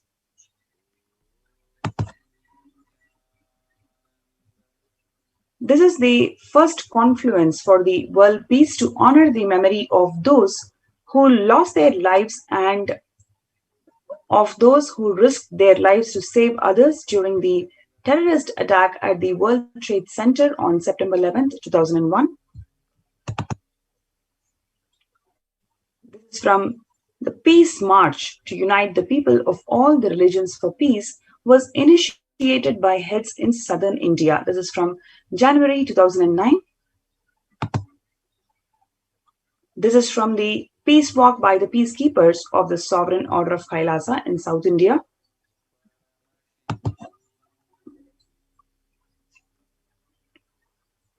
Even with a fractured hand, the Supreme Pontiff of Hinduism was engaged in selfless work day and night, inspiring the peacekeepers of the Sovereign Order of Kailasa to engage protruding out of the skin. In 2013, 2 steel implants that were fastened in 2011 were removed as the bones had healed completely. This picture is after that surgery.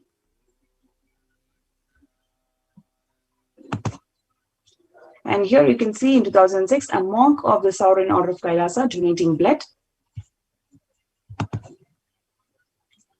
This is from 2009, the representatives of Kailasa's Red Om handing over their collected donation for Karnataka's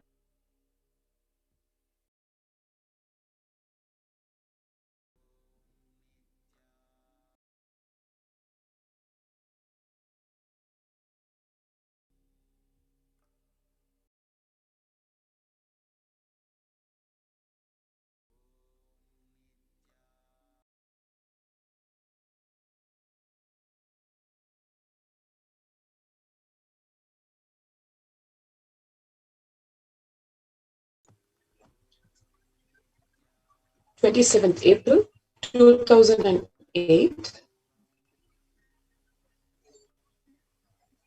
a spiritual conference and meditation program led by the Supreme Pontiff of Hinduism, organized by Kailasa's White Om, attended by the citizens of Kailasa.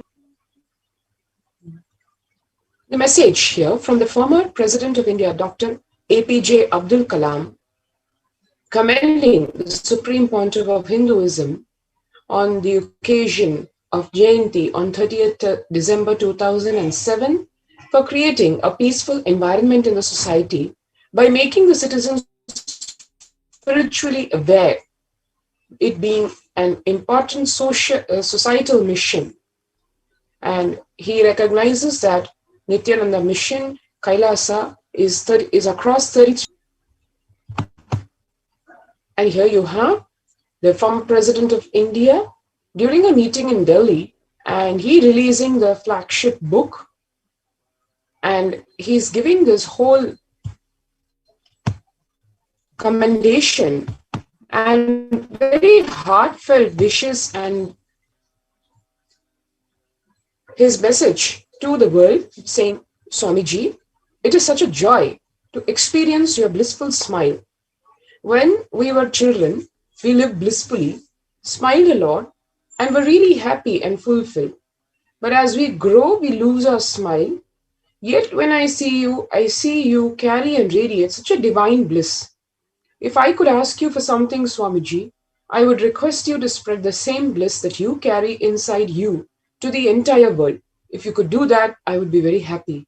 And needless to say, that is exactly and lot more than what the former President of India asked the Supreme Pontiff of Hinduism has been giving to the world in various levels. 22nd March 2007, one can see the California Legislature Assembly recognizing the Supreme Pontiff of Hinduism as an enlightened master, modern mystic, greatest saint of modern happiness through meditation. 9th November 2007, the Senate of the State of California, recognizing the Supreme Pontiff of Hinduism for his spirit, dedication, efforts to raise awareness of the Vedic tradition and to usher positively on global peace and universal brotherhood.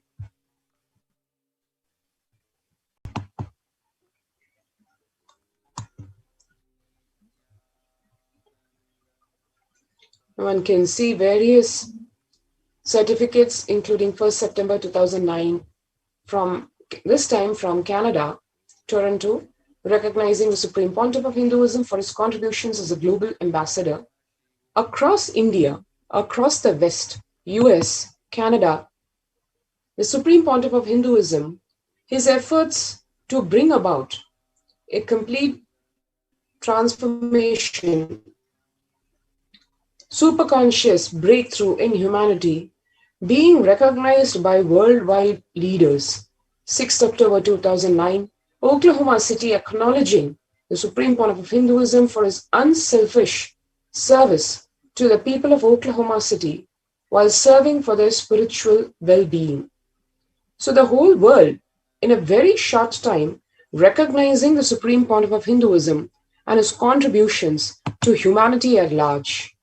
Coming back to India, 30th April 2016, a postage stamp on the Supreme Pontiff of Hinduism was released by the Indian Postal Department on the occasion of the Kumbh Mela, which is the largest spiritual gathering on the planet Earth. 24th October 2015, the Senate of the State of California recognized and congratulated the Supreme Pontiff of Hinduism for highlighting and educating the community on Kumbh Mela. And 11th October 2015, one can see the Akhil Bharatiya Akhada Parishad, which is the apex body of Hinduism, giving the authorization and requesting the Nityananda Hindu University, which is as only organization that can conduct the Kumbh Mela festival outside India. Here it is saying, the letter which is saying, since 2007, Nityananda University and Nityananda Sangha have successfully conducted 4 Kumbh Mela events in the United States of America, and we are confident that they will continue to do so in a way that preserves the sanctity and significance of the festival.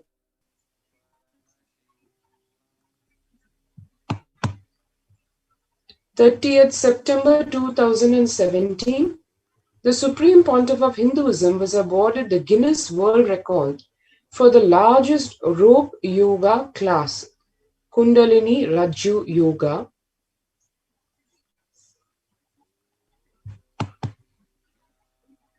October 2017, the Supreme Pontiff of Hinduism was awarded the Guinness World Record for the largest pole yoga, Shiva Stamba Yoga class.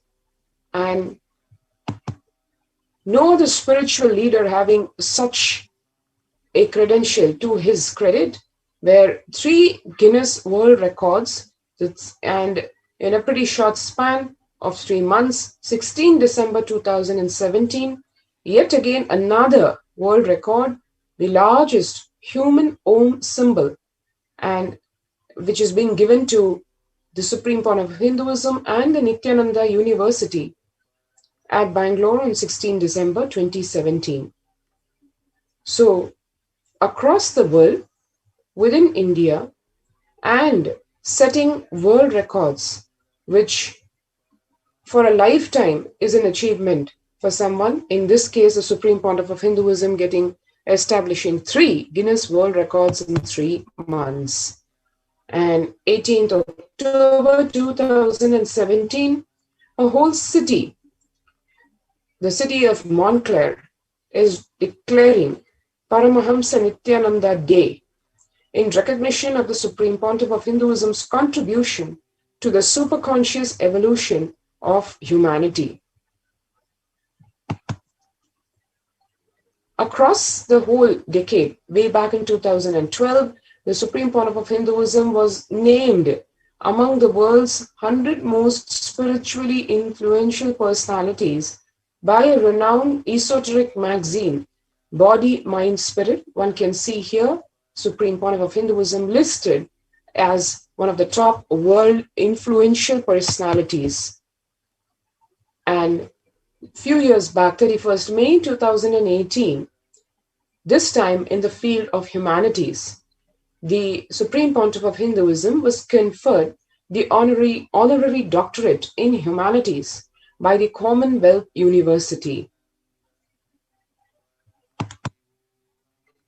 29 October 2018, the United Nations Global Development Organization respectfully presented to the Supreme Pontiff of Hinduism for, you see, the certificate for the superconscious evolution of humanity.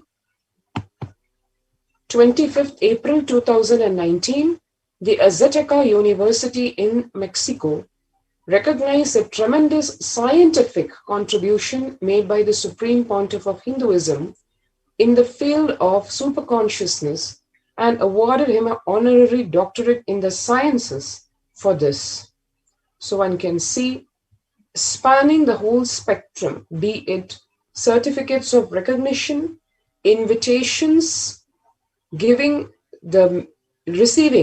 the keys to the cities, honorary doctorates, Guinness World Records. Everything and much more is what the world showered on the Supreme Pontiff of Hinduism in the whole decade. From the time the Supreme Pontiff of Hinduism entered his public life in a huge way back in 2000, right up to 2010, and the second decade, where after the massive persecution done to the Supreme Pontiff of Hinduism, he not only continued but intensified his contributions to humanity, and humanity yet again recognized, the world recognized the contributions of the Supreme Pontiff of Hinduism.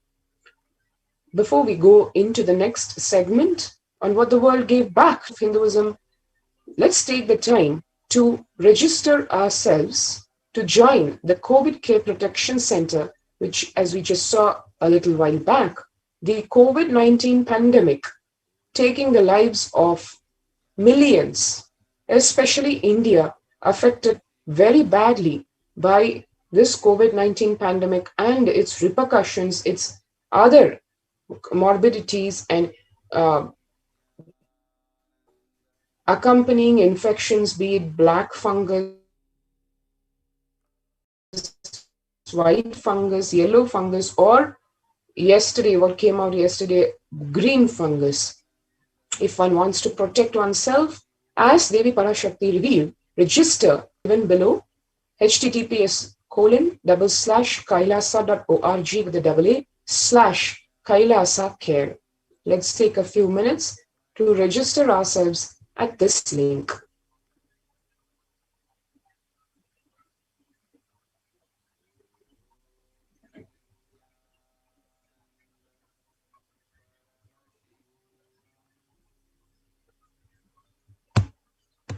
Mm.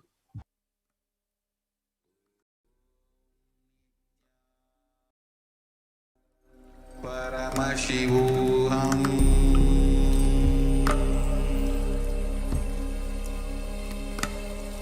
Om Nityananda Paramashivoham.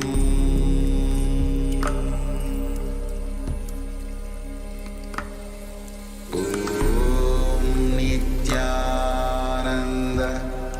Paramashivoham.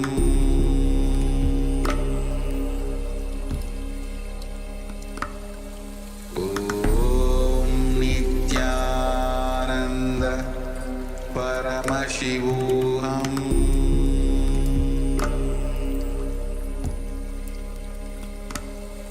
Om Nityananda Paramashivoham.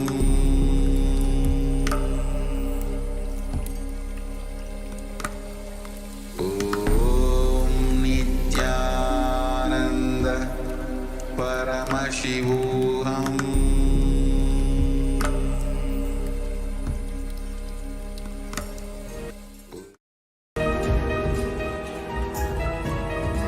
Understand the secret of Sayujya Mukti.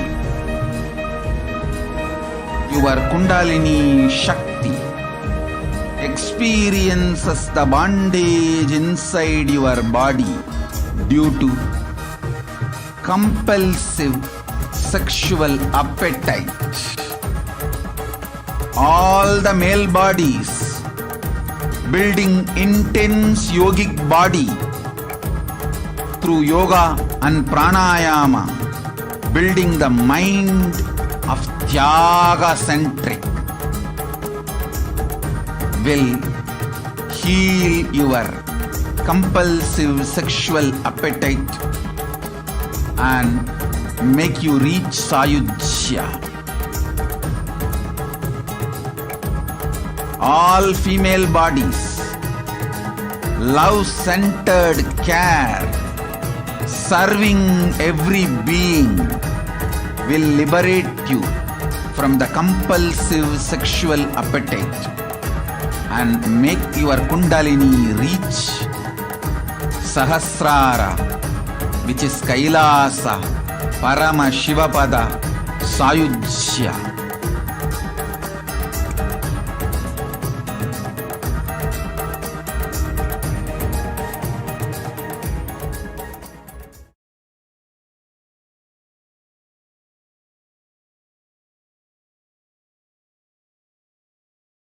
Listen intensely. Life, consciousness in you does not end while your body drops dead. It moves from different universes, vertical time zones, lives in different time zones as per its free will, knowledge, desire, but ultimately to get enlightened, complete liberation, Paramashiva Padam, your soul has to come back to this karma bhumi, the Bhumandala.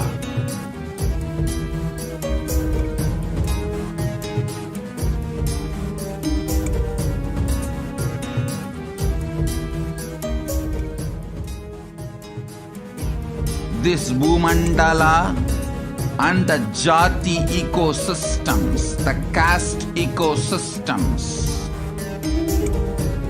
Hindu, Jnana, Sannyasa, Yoga, Grihastha, multiple spiritual ecosystems are created for the souls to come back and rebirth and grow more and more towards enlightenment easily, quickly, in accelerated speed and space.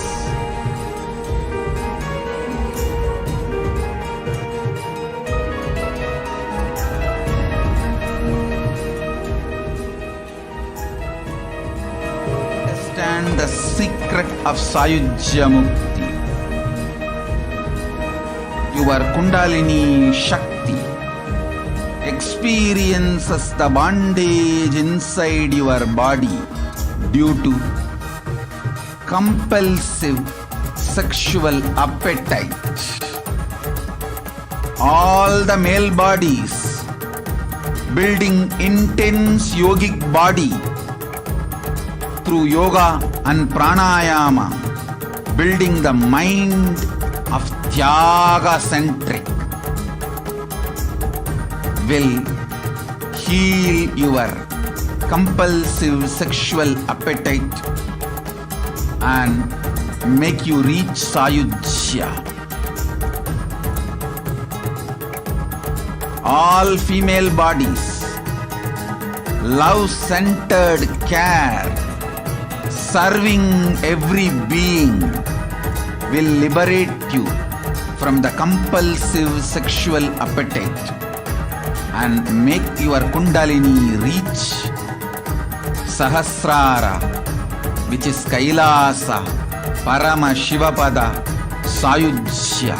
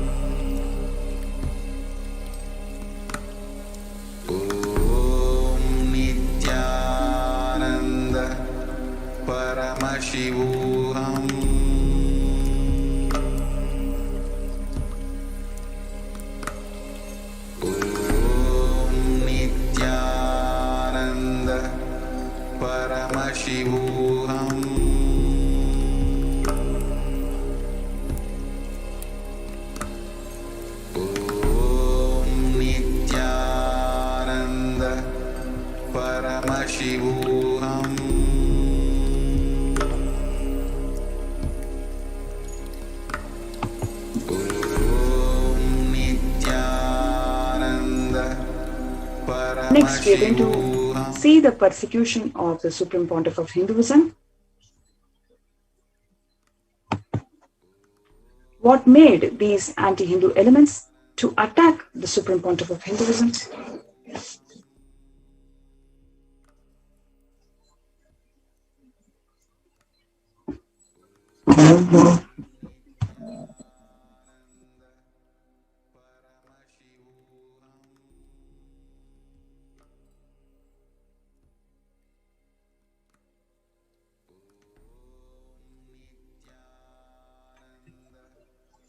On 2nd of March 2010, Sun TV, a politically owned media house, was the ruling party of the state of Tamil Nadu. They made a sensational and repeated screening of a fabricated video perpetrating to show the Supreme Pontiff of Hinduism with the well-known Indian film actress. The video was later proved to be false. It was proved to be false, and the judge ordered the television station to run an apology for it every 2 hours for 7 days. Hansraj Saxena, the CEO of the Sun TV, he publicly confessed to US court detailing the history and modus operandi of this blackmail and extortion, and he was jailed for the same.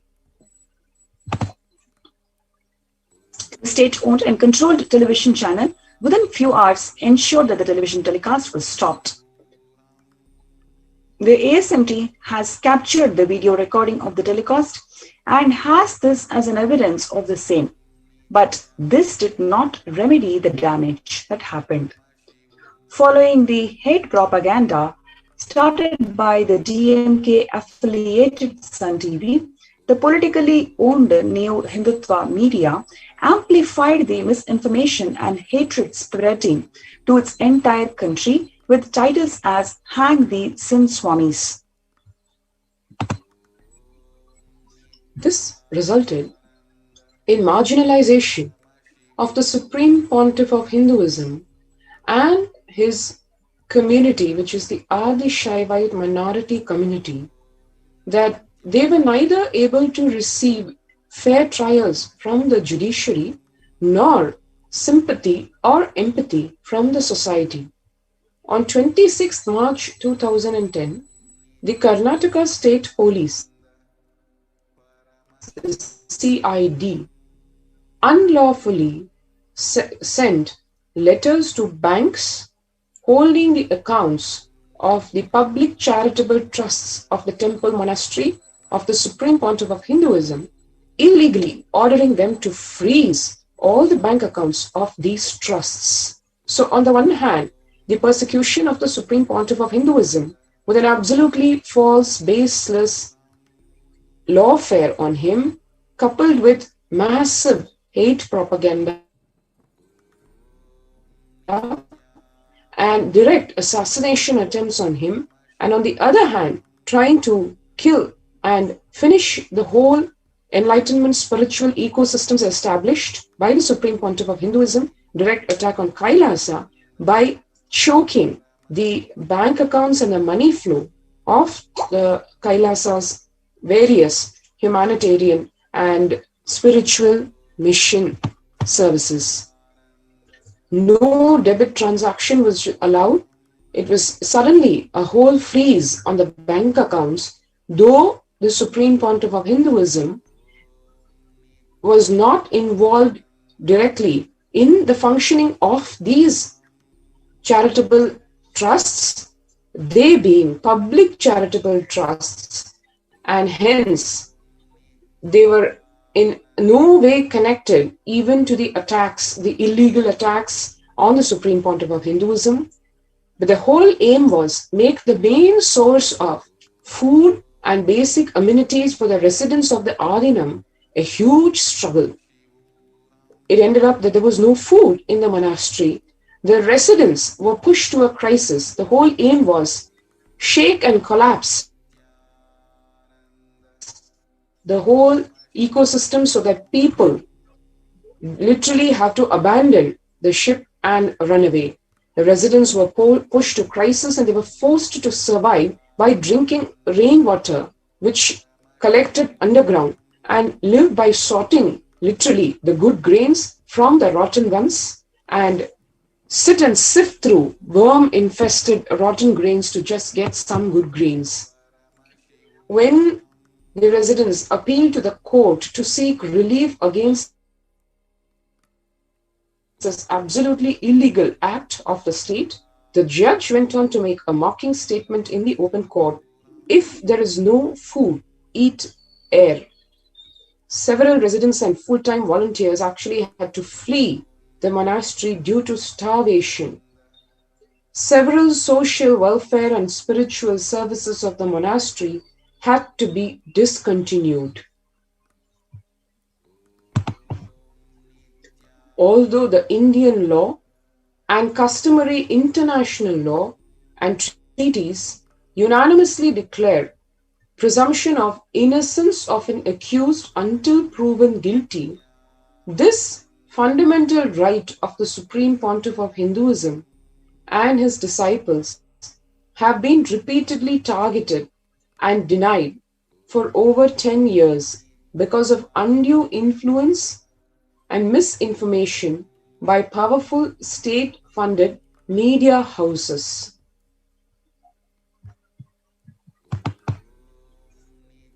On 11th June 2010, when hearing of the bail petition in the false case against the Supreme Pontiff of Hinduism, the High Court of Karnataka observed the undue media influence against the Supreme Pontiff of Hinduism, where it actually mentioned, the order mentioned that the whole issue is being subsidized by the media. What does the word subsidy mean? As per the Oxford Dictionary definition, to give subsidy or subsidize means to give or contribute a sum of money to support an industry or business to keep the price of its product or service low. What the High Court observed was that the attacks and allegations on the character of the Supreme Pontiff of Hinduism were funded by the media, not sustained or corroborated by facts or any complainant or witness who was part of any case.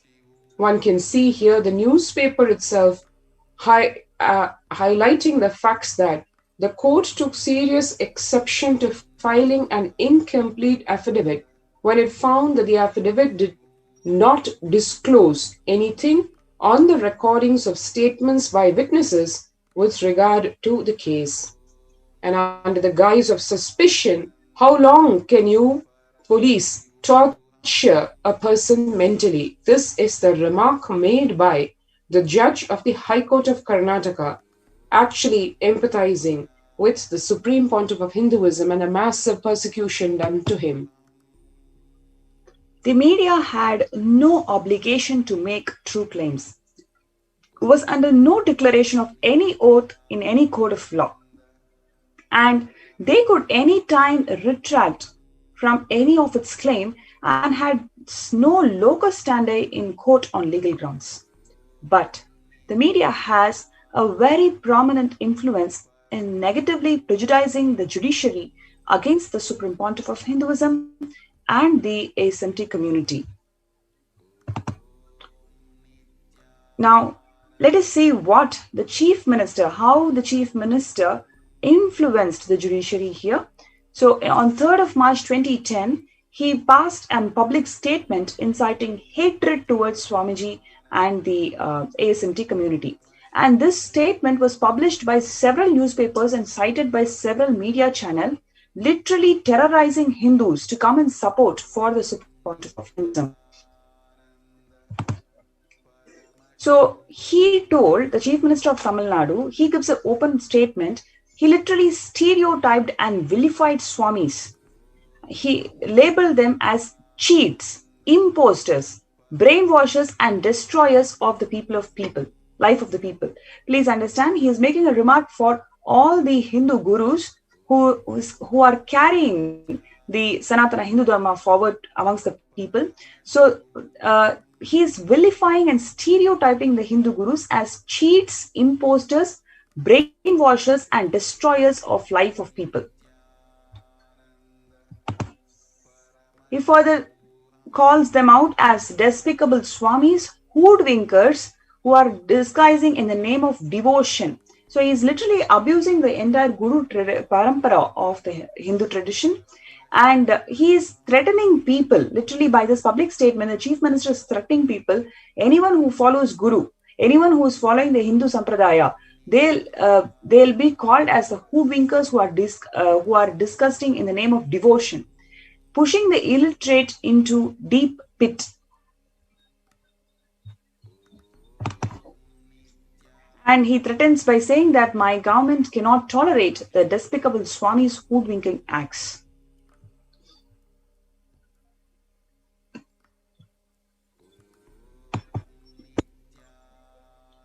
People who are deeply buried in ignorance, who cannot still understand these, or even if understood, do not want to change. Those fickle-minded people who have fallen prey to these Swamis and destroying the society. So he labels people who follow gurus, people who follow the Guru Sampradaya, they are fickle-minded people. And he goes on to tell that they are destroying the society. So this is how the hate speech was spread by the Chief Minister of a state itself, right after spreading this false fabricated video in multiple media houses. And the Chief Minister explained his stand on practicing Hindus who followed gurus like Swamiji as this government won't be a mute spectator of those fickle-minded people who have fallen prey to the Swamis and destroying the society. So here he is openly threatening all the Hindus. Any Hindu who is following Guru Sampradaya, they will not be spared anymore by the government. Those who really want these preachers to be eradicated should stand by and support the actions my government is taking. So here is a call out for all the anti-Hindu elements and the neo-Hindutva groups to stand by him and support to destroy people, whoever is following the Guru Sampradaya. So can you believe this is actually a public statement made by the Chief Minister of a particular state? And this is happening right after the fabricated video was released in multiple media houses. This whole propaganda is hate inciting and it is threatening Hindus to follow Guru Sampradaya.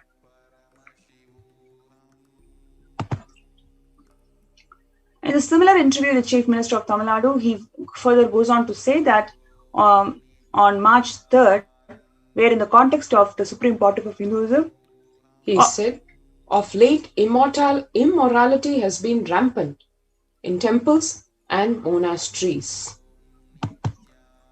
We will organize a meeting of the committees formed on behalf of the government and Hindu Religious and Charitable Endowments Department, which is actually the state department which is in control of all Hindu temples in the state of Tamil Nadu, and discussed regarding taking actions to stop this. So a blatantly open call to action on all levels, be it gathering the anti-Hindu terrorist elements together or telling the state departments, which are all obviously under his control, to take action in every which way to eliminate the Supreme Pontiff of Hinduism and Kailasa itself. On 12th April 2010, the parent organization of the Chief Minister hosted a press meeting where the leader of this anti-Hindu atheist terrorist, one Mr. K. Veeramani, said, central and state governments should clearly take criminal action against them. The crores of property they have earned through crooked means should be taken over by the government. It is to be noted here, we are witnessing public hate propaganda being propagated by the state itself and a call for governments on all levels within the country, the central and the state governments, to take so-called criminal action. But what was the crime done? Nothing mentioned. What is the case about? No mention. Who is the victim? No mention. Yet, a massive hate propaganda on the basis of a fabricated video which was made and released and spread virally by the television channel owned by this very state wing, and which some years later was found to be at the hub of a massive scam running to literally billions of dollars. The fabricated video of the Supreme Pontiff of Hinduism became a political justification for the state government to implement and execute anti-Hindu laws and executive orders that destroyed all Hindu temples in Tamil Nadu over the next decade. Earlier on 5th March 2010, just 3 days after the fabricated video was released, the same leader of the anti-Hindu terrorist elements had given an interview where he said, in the context of the Supreme Pontiff of Hinduism and other Hindu gurus, if you probe them, they will ultimately end their life in jail, almost national criminals.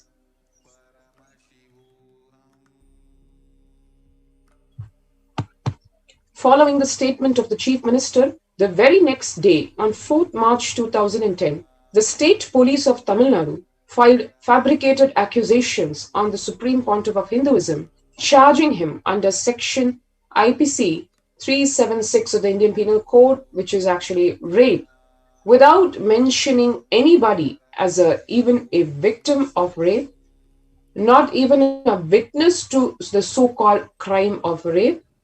No evidence, nothing to substantiate this absolutely baseless charge. The Supreme Pontiff of Hinduism continued to be hounded by the police of not less than 3 states, and the neo-Hindutva media supporting, fueling this whole hate propaganda, and the state intelligence itself for months.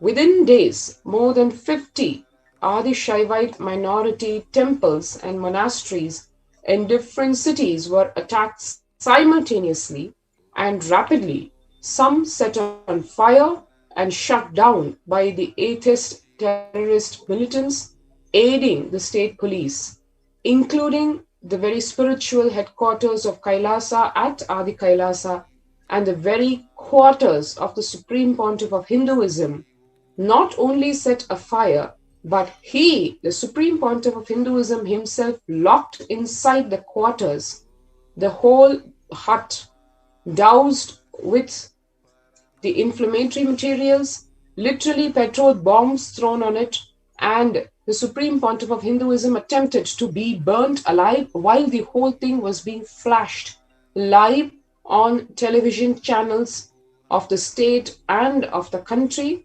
and the police watching this, not only taking no action, but stopping the residents even from putting out the fire. The Adi Shaivite minority Hindu deities were desecrated and burnt. Billboards and banners of the community and the deities which were hung inside or nearby the temples also set on fire throughout the states.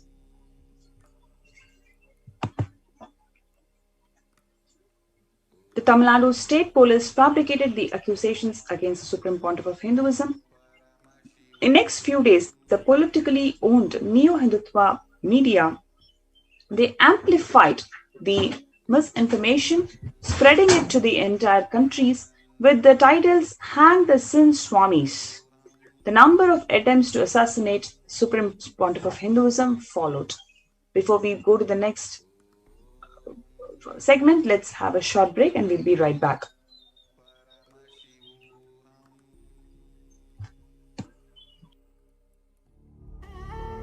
What I mean by the word Kailasa, listen intensely.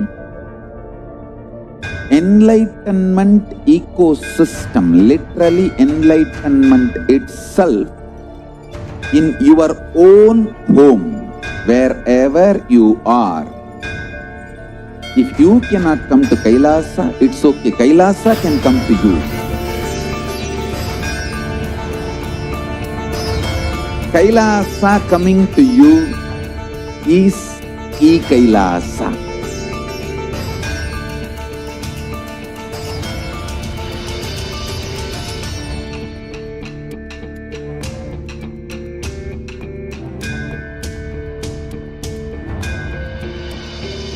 I will revive Hinduism. I am a Hindu revivalist, not by any revolution, but by evolution.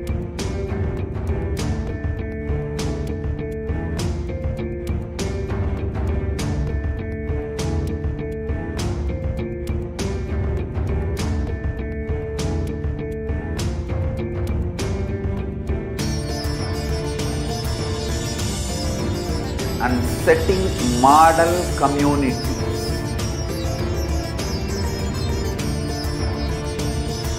Kailasas, enlightenment ecosystems, Sarvanya Pitas all over the world.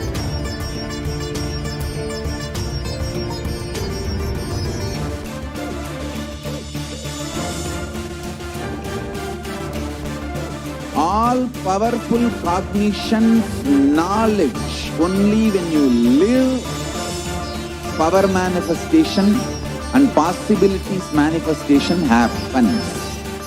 This is a fundamental truth.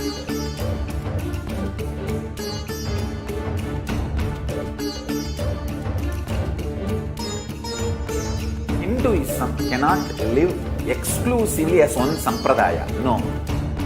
All sampradayas of Hinduism is an ecosystem.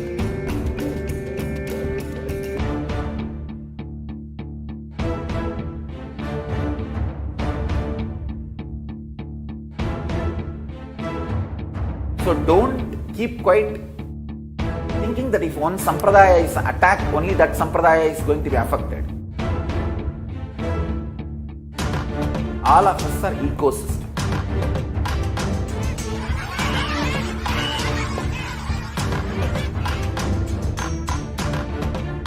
I invite all of you to get involved and enjoy Hinduism by the principle of Dharmo Rakshati Rakshitaha. When you protect Dharma, Dharma protects you. We will make the whole planet flourish spiritually. The spiritual prosperity will happen to the whole planet. We all have to coexist together.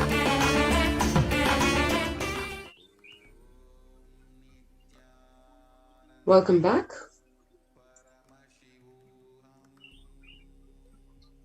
On 3rd March 2010, 100 militants of the Karnataka Rakshana Vedike and other Neo-Hindutva militant groups entered the Bangalore monastery, ambushed the residence hut of the Supreme Pontiff of Hinduism, pushed him inside the hut and set it on fire while the police watched and did not allow even the monastery residents from putting out the fire.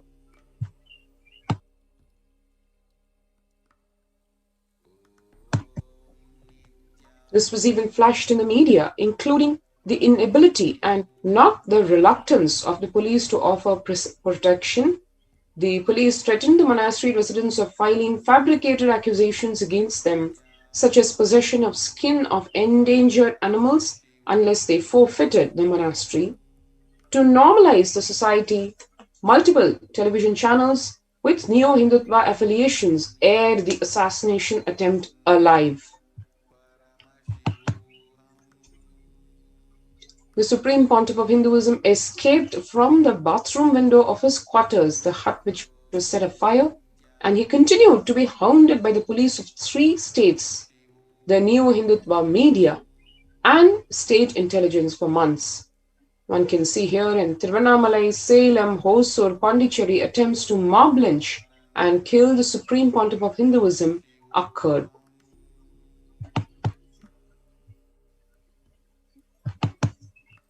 Fourth March of 2010, about 2 days after the false fabricated video was released, the state police of Tamil Nadu went ahead and filed the fabricated accusations on the Supreme Pontiff of Hinduism, charging him of rape without mentioning anybody as a victim of the rape. 25th March 2010, the Supreme Pontiff of Hinduism's anticipatory bail was denied by the High Court, citing apprehension of the petitioner is unfounded, saying that there was no basis on which the Supreme Pontiff of Hinduism could be arrested, because there was no case, no victim, nothing. So he did not need bail. 25th March 2010, in the anticipatory bail was denied by the High Court, saying the very same thing. The Supreme Pontiff of Hinduism could be arrested as no investigation, could not be arrested technically, legally, as no investigation records mentioned him as involved in any crime being investigated. And the court said he did not need a bail, and so denied the petition. The court also directed the Council of the Supreme Pontiff of Hinduism to approach the right forum for bail if required. Since 1977, the Supreme Court has laid down a clear principles and held in various judgments that however, throughout the period of illegal arrest and torture of the Supreme Pontiff of Hinduism in 2010, his bail petitions were denied on unfair and prejudicial grounds. That was a glimpse into just a few months, just literally probably a few days in 2010, of the massive persecution done to the Supreme Pontiff of Hinduism and the whole genocide that was attempted on Kailasa. But today, as we speak, and when India faces the oncoming 3rd wave of the global pandemic called COVID-19, What is Kailasa doing? What is the Supreme Pontiff of Hinduism doing for humanity? Let us see.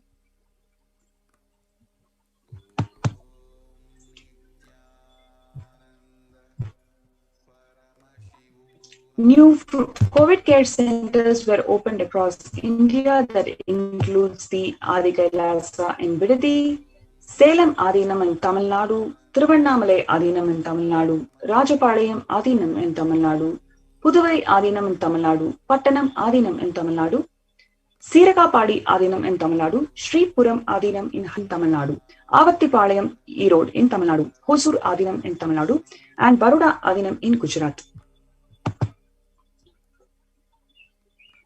So, in addition to the multiple free COVID care centers that were opened across India, various social services were offered during pandemic in Kailasa's de facto spiritual embassies across India.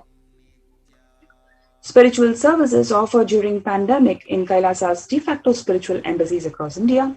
And apart from all of this, the Devi Parashakti has been blessing the humanity with cosmic revelations. She's revealing these to protect the humanity on ongoing pandemic. The COVID care centers are equipped with best medical care, whether it is allopathy, Ayurveda, or the Siddha medicine.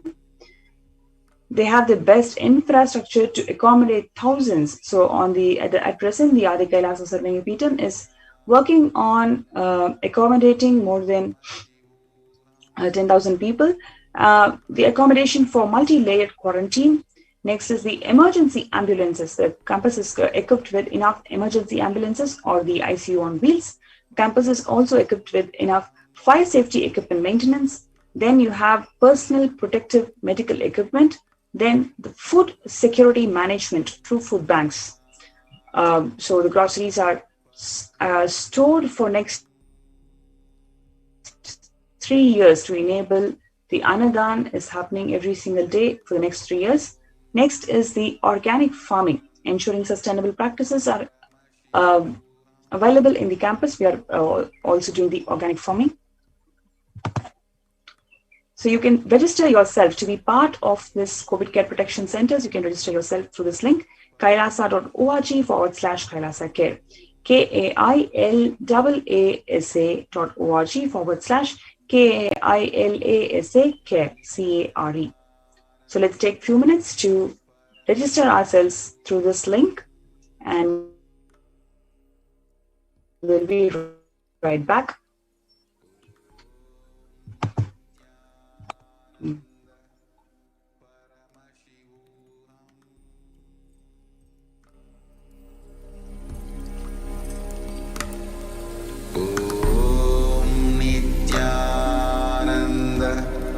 Paramashivoham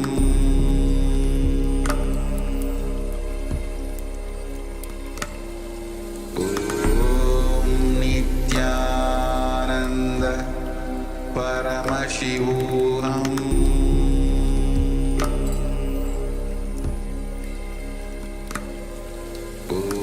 Om Nityananda Paramashivoham Paramashivoham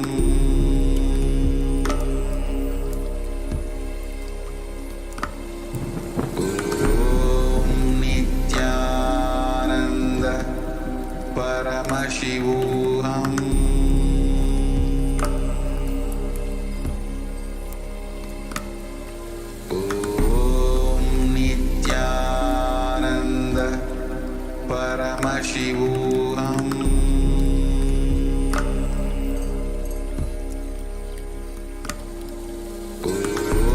Om Nityananda Paramashivoham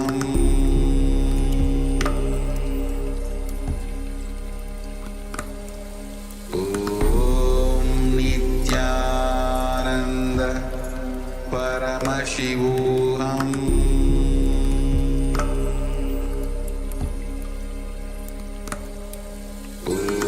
Om Nityananda Paramashivoham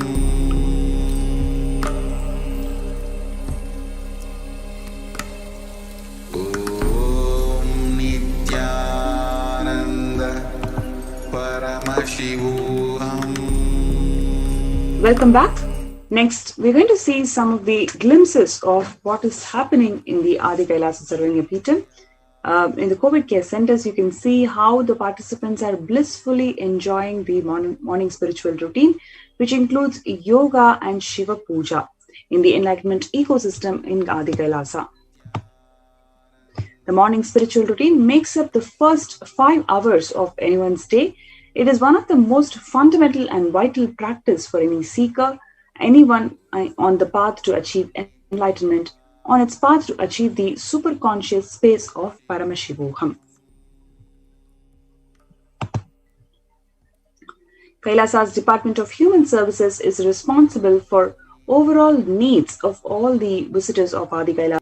The Minister of Infrastructure reconciles their current standing and status of housekeeping, taking note of what needs to be upgraded and procured to make each multi-layered quarantine facility self-sufficient.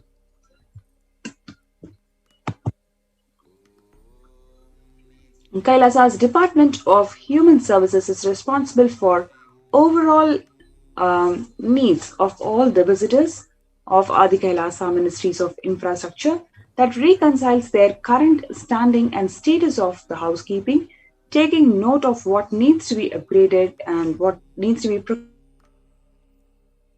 procured to make sure each multi-layered quarantine facility is self-sufficient.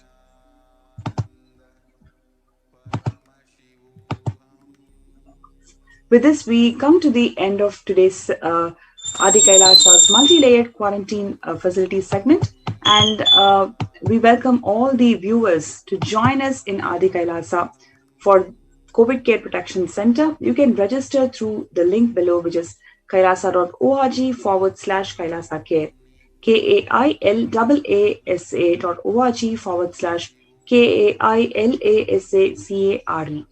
So we invite everybody, whoever is feeling insecure, whoever wants to protect yourself and your families on this ongoing pandemic, for you to have a spiritual breakthrough and ensure that all your personal, physical, and medical needs are all taken care.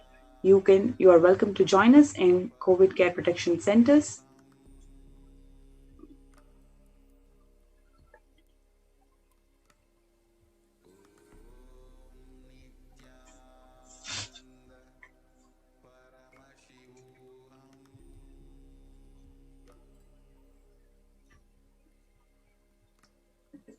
Next, we will be having the power manifestation session. So before we go to the next segment, let's have a short break.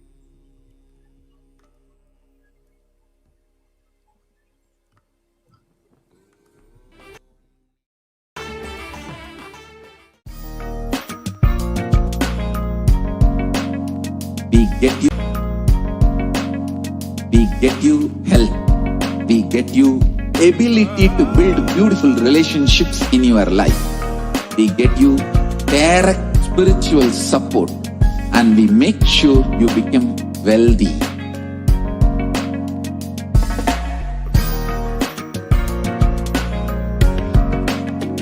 We won't stop giving you just good life. We will literally not stop till you live enlightened life. Manifesting the state of Paramashiva, space of Paramashiva, powers of Paramashiva, being of Paramashiva.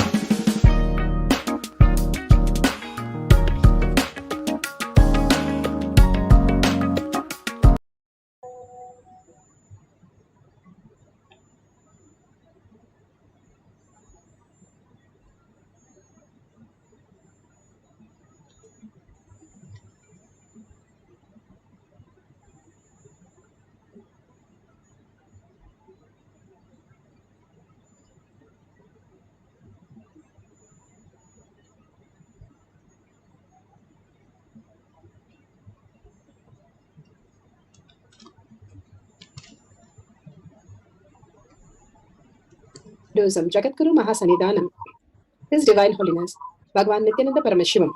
Let's start with the Sadguru Vandanam. Nityanandam Paramasukanam Kevalam Jnanamurtim द्वन्द्वातीतं गगनसदृशं दर्पणस्यादिलक्ष्यम् एकं नित्यं विमलमचलं सर्वदी साक्षिभूतं भावातीतं त्रिगुणरहितं सद्गुरुं तं Namami. Let's go through the disclaimers. Security measures: no photography, video, audio recording. Important cautions: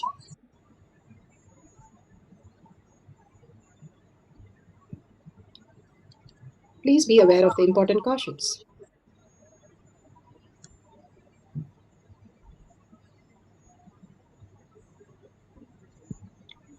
What is power manifestation? Let's hear from Bhagwan himself explaining what is power manifestation. All the 25 states of consciousness, when they happen in you due to your chemicals and hormones ups and downs, it is powerlessness.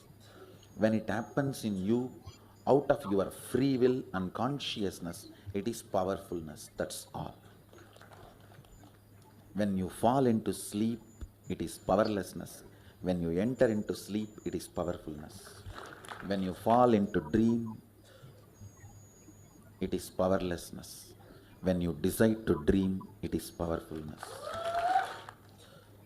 So I've added the ultimate powerfulness, Turiyatita, in your whole being and doing. Manifest all the powers. Understand, power manifestation is nothing but cognitive shift. It is not work. It is cognitive shift. Understand? It is just cognitive shift. Science of power manifestation. Science of power manifestation is authentic, time-tested, scientific, and foolproof. Bhagavan beautifully explained what is power manifestation. It is the cognitive shift in us, understanding the higher reality and start manifesting your life from the higher science.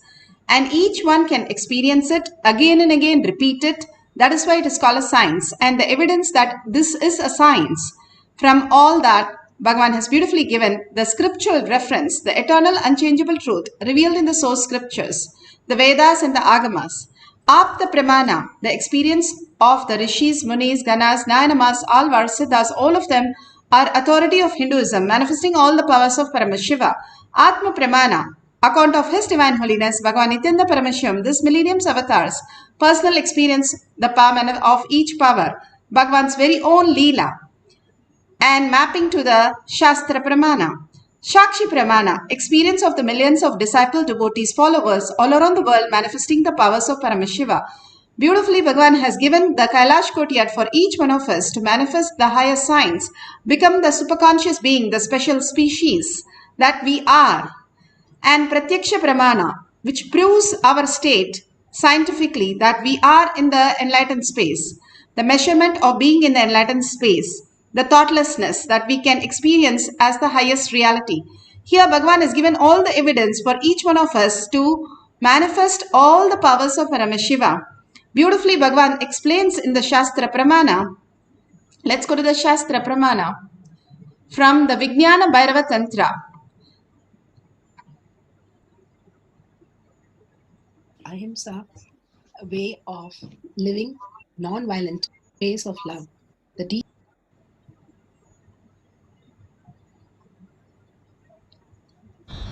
The Shastra Pramana for the power of remote vision is taken from the Vijnana Bhairava Tantra, Sutra 63, Dharana 40. Sarvam deham chinmayam hi jagatva aribhavayet yugapan nirvikalpena manasa paramodayah. Sarvam deham chinmayam hi jagatva aribhavayet yugapan nirvikalpena manasa paramodayah. Beautifully, Bhagavan Paramashiva uses the sutra. Sutra 63, Dharana 40, Vijnana Bhairava Tantra. Vijnana, consciousness. Bhairava, one who experiences consciousness beyond the mind. Tantra, the method in which we can experience step-by-step process. And Bhagavan beautifully explains the sutra also. Bhagavan Paramashiva says one should continuously cognize, keeping mind beyond the movement of the thought, free from any doubt or rote cognition, that the whole body and even the whole universe indeed is simultaneously of the essence of the nature of consciousness in infinite space of oneness, then the supreme awakening happens. Beautifully he says, one should continuously cognize, continuously holding Paramashiva in our thoughts. Wherever we have messed up, we can clearly see that it is not our very own space, the Paramashiva that is manifesting, but we have done out of forgetting the Paramashiva space. Again and again, when we analyze why did we do something wrong or why did we slip in something, is clearly defined how we are running our life without the Paramashiva space and messing up the whole thing. If we understand how we are, Bhagavan beautifully says, whenever we are in the oneness space of Paramashiva, we make the perfect choice. And when we lose the Paramashiva space, we mess up everything. When Krishna was lying down, Arjuna and Duryodhana, who came and who wanted to select the army, and when Krishna opened his eyes, he saw only Arjuna because he was in the feet of Bhagavan. And Duryodhana was at the head. He could not see him. And he asked, when did you come? He said, I came first. But Krishna said, I saw him first. Let him choose what he wants for the army. And Arjuna beautifully says, I just want you. Other than you, nothing else is required in my life. And Duryodhana feels he is such a dumb thing that he has chosen that, and he chooses Krishna's army instead of Krishna. And he thinks that the army can win anything. And the leftover, whatever was left over, was given to Arjuna. Even he had given the first choice. Krishna wants to make clear how Arjuna only chose him, not the outer world calculated deals. And simply he won the war.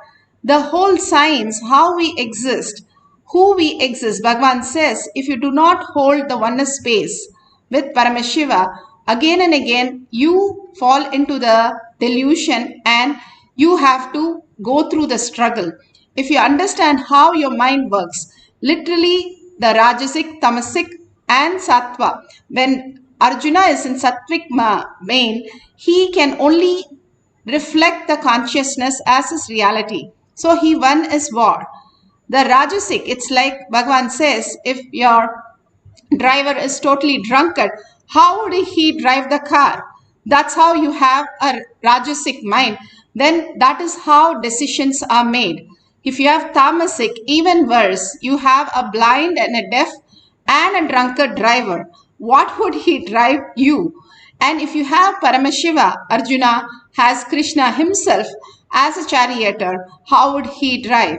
The life when is driven from the context that I am Paramashiva, again and again from where you existed, again and again aligning to Paramashiva constantly throughout the day, that I am Paramashiva, PARASHAKTI is manifesting my coffee, PARASHAKTI is cooking for me, PARASHAKTI is doing all the things for me. As yourself, Bhagavan beautifully said, when Ramakrishna took the form of Devi, he simply had the physical changes of Devi.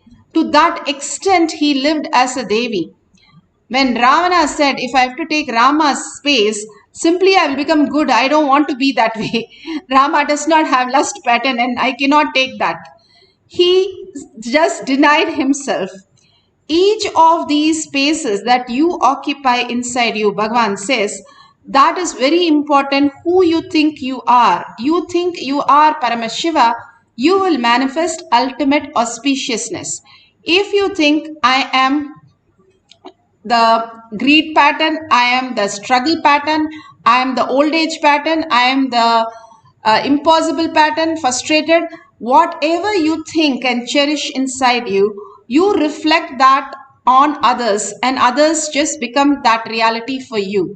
All that you projected is what they are. They are not the reality how they exist. Nothing to blame anybody, because it's a projection of you, how you wanted that reality to happen. And after projecting it, after crashing the car, we say, why did the driver drive like this? We let the drunkard, blind driver to drive. We had the tamasic way of life, laziness and boredom. No point in taking anything up and doing contribution to the planet Earth. And then how do our life be? If our life is the reaction of what you exist as yourself, as the reflection. So making sure again and again you align to the higher reality, the Sattva space, the Paramashiva space, the more than that have you can experience the oneness space, Shakti Pada, where you start melting yourself into Bhagavan. That becomes the Jnana Vairagya Bhakti. In everything am I doing that. And simply it says continuously cognize and keeping the mind beyond the moment, not letting the mind in and having only Paramashiva space continuously, then free from the doubts that we have. If I keep thinking Paramashiva, will I get my milk, I get my food, I'll get my job? Yes, much better than how we are functioning, because he makes all the reality happen. If your survival needs, the breathing, the food, the brain, everything functions from the Paramashiva space, that you did not bother.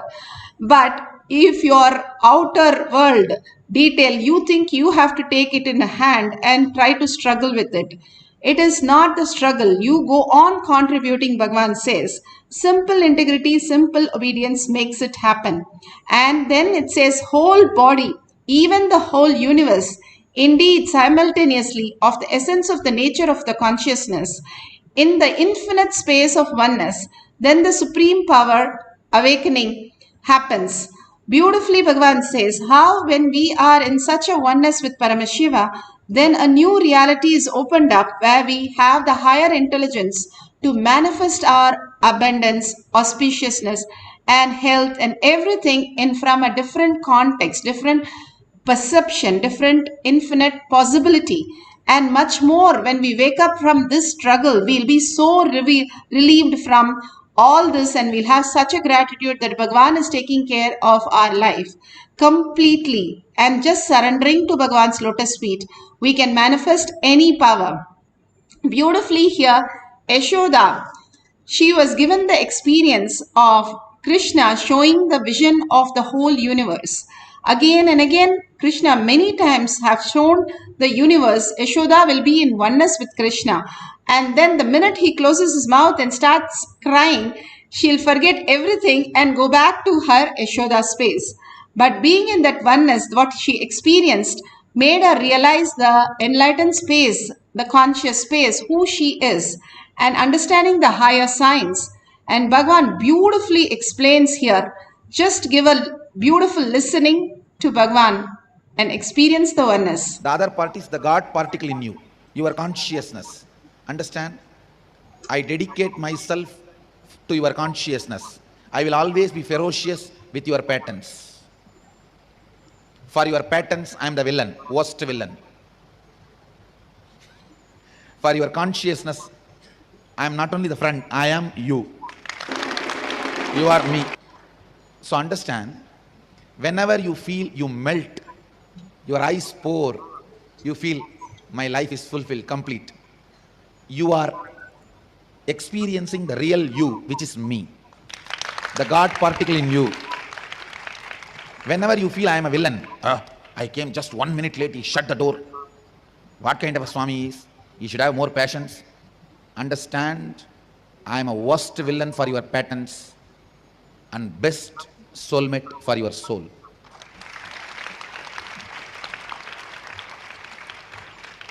Please understand the whole truth so you can easily experience. The soul, God particle, Kundalini, all these are different words for the same you, the reflection of God in you. That is what I call God particle. That is what is Kundalini. That is what is soul. That is what is consciousness. when that Kundalini is raised in your body, activated, brought not only to third eye, there are 3 points. See here, these 2 points and exact spot where my kumkum starts. This 3 point is called intra-organ of the eyes. Listen, in Sanskrit we call it Indriya. Eyes themselves are not Indriya. Eyes are different. Chakshu is different. Chakshu means the power which sees through the eyes. So this 2 point and this point where the kumkum is starting, when the Kundalini is brought and kept in this third eye point and connected to all the 3. See now, yesterday when I initiated you, I brought the Kundalini to the third eye. But now I'm going to connect it with these 2 points. So when this circuit is opened up, 7 different powers start expressing in you. 1, ability to see through any distance. Means you can lie down in the open sky and see what is happening in the Mars, what is happening in the moon. Ability to see any distance. That's the first power. Second, ability to see through the obstacle. Means there is a wall, you can see what is behind the wall. Third, ability to see the intra-organ. Means you can see your own liver, you can see your own kidney, you can see your own intestine, you can see your own heart pumping. So easy to diagnose. You can diagnose yourself. And ability to see that long distance means Dura Drishti. You can sit here and see what is happening in your New York home, what is happening in your house in California, or any different places, what is happening. And in distant, what if some person is going through can be seen. Understand? Seeing the place in distance is different. Seeing what the person, for example, it's like internet apps only. If you concentrate on the place, you will see what is happening in that place. If you concentrate on the person, you will see what he is doing. No, nobody can do it. I think I am creating a lot of solutions and a lot of problems for a lot of people.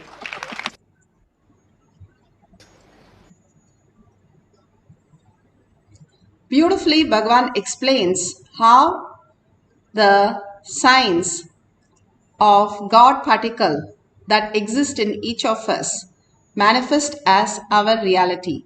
And when we get connected to Bhagavan again and again, simply a new definition, new perception, new life is born in you. Holding that cognition continuously and holding from that context in every action you do makes us manifest all the powers, all the auspiciousness and abundance. Here today we can see Shakshi Pramana. Atmadhyama has drawn of Patel's office and how it is so accurate, and he has clearly said that it is exactly how it is there in his office. And so beautiful that we can see others' place just like that. And Bhagavan's blessing, simply you can manifest all the powers in the Kailash Courtyard. In the deep space of oneness, we can experience the higher signs. Now, let's go to the guidelines for manifesting the powers. If you have a partner, that's wonderful. If you don't have a partner, you can scan your family, friend's house or their childhood home, which you have never been there, and properly scan with the measurable things like number of floors or number of rooms or the unique feature of the house. Not just saying like there are doors, there are no big house and all that, but clearly define the house so that it's clearly seen as a measurable for you to verify, and do it very authentically, that you have never been there or never heard about it. Go for those details for scanning. If you have already been there, see the vastu of it or see the more detail of it, what each position, what the details are, and give them much more detail of the house. If you can't find anyone who has a house which you've never been, or you can scan and Google some of the prominent places and sketch it out with details and go and verify which you've never been there, and make sure it is correct. So we'll have the beautiful space of oneness to manifest the power of remote vision. Now let's go to the instruction. Let's sit straight with the head, neck and spine in a straight line. Bring Parashakti. Let's get into the meditation space. Deeply meditate on Parashakti. She with 25 heads and 75 eyes and 50 hands. Her gesture, her smile, her laugh, her compassionate words, her showering of the boons, initiation, continuously contributing to planet Earth, and seeing how much she is filling you, all that as your verbalization, as your visualization, and continuously pouring into that. Anything other than that, words or thoughts, just let it go and unclutch from that. It should not happen, but unclutch from that very clearly that this is the time of deep meditation for you to feel the oneness with Paramashiva. That is Tyaga, the ultimate space of oneness. And more you experience the oneness in here, you can take it to your action outer world. And see, in every action you will see Paramashiva. In every person you will see Paramashiva. And manifest ultimate bliss and ultimate oneness. Intensely chant the Mahavakya, and the mantra just becomes Mahavakya when you merge into it. It becomes the Ajaba Ajaba. Without moving your tongue, you can listen to it in your throat. Bhagavan says any of the things which catches the health is from the throat. When you do Ajaba Ajaba, your throat gets so purified with the mantra, simply nothing can touch it. All these great truth and a simple truth makes us manifest the higher signs, all the auspiciousness. Forgetting all these basic things, now we are struggling so much. Now let's entangle with Bhagavan and hold Bhagavan in your third eye. Chant the Mahavakya, whatever he describes as our prasada. Write down all the details or draw the details, and let's experience the oneness, and whatever he gives at the end of the cycle, we'll verify whether it is authentically correct. So let's start chanting the Mahavakya intensely. Please put away your cell phones or tabs or anything for a few minutes. Let's get into the deep oneness space of Paramashiva.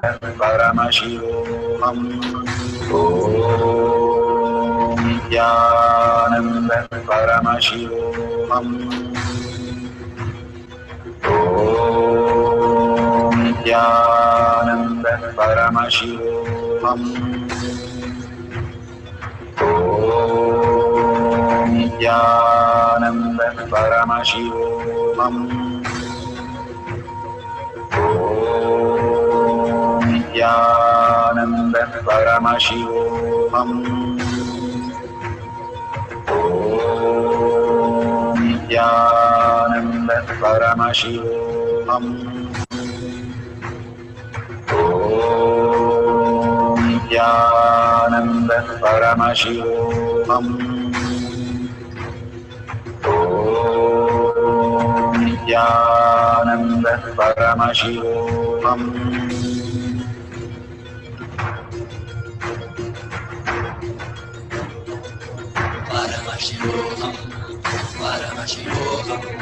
Let Paramashiva's third eye manifest in all our third eyes. Let the Amrita pour, let the Varni open up, manifest in all of us.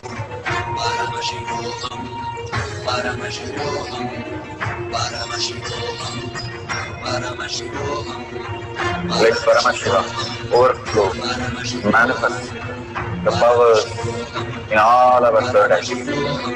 Om Nityananda Paramashivoham. Om Nityananda Paramashivoham. Om Nityananda Paramashivoham. Om Nityananda Paramashivoham. Om Nityananda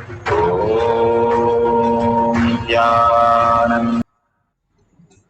So beautiful that the first cycle we experience the oneness with Paramashiva. Please authentically verify whatever Paramashiva showed you, and to know these are small things for us to learn how in the life we can manifest our reality again and again.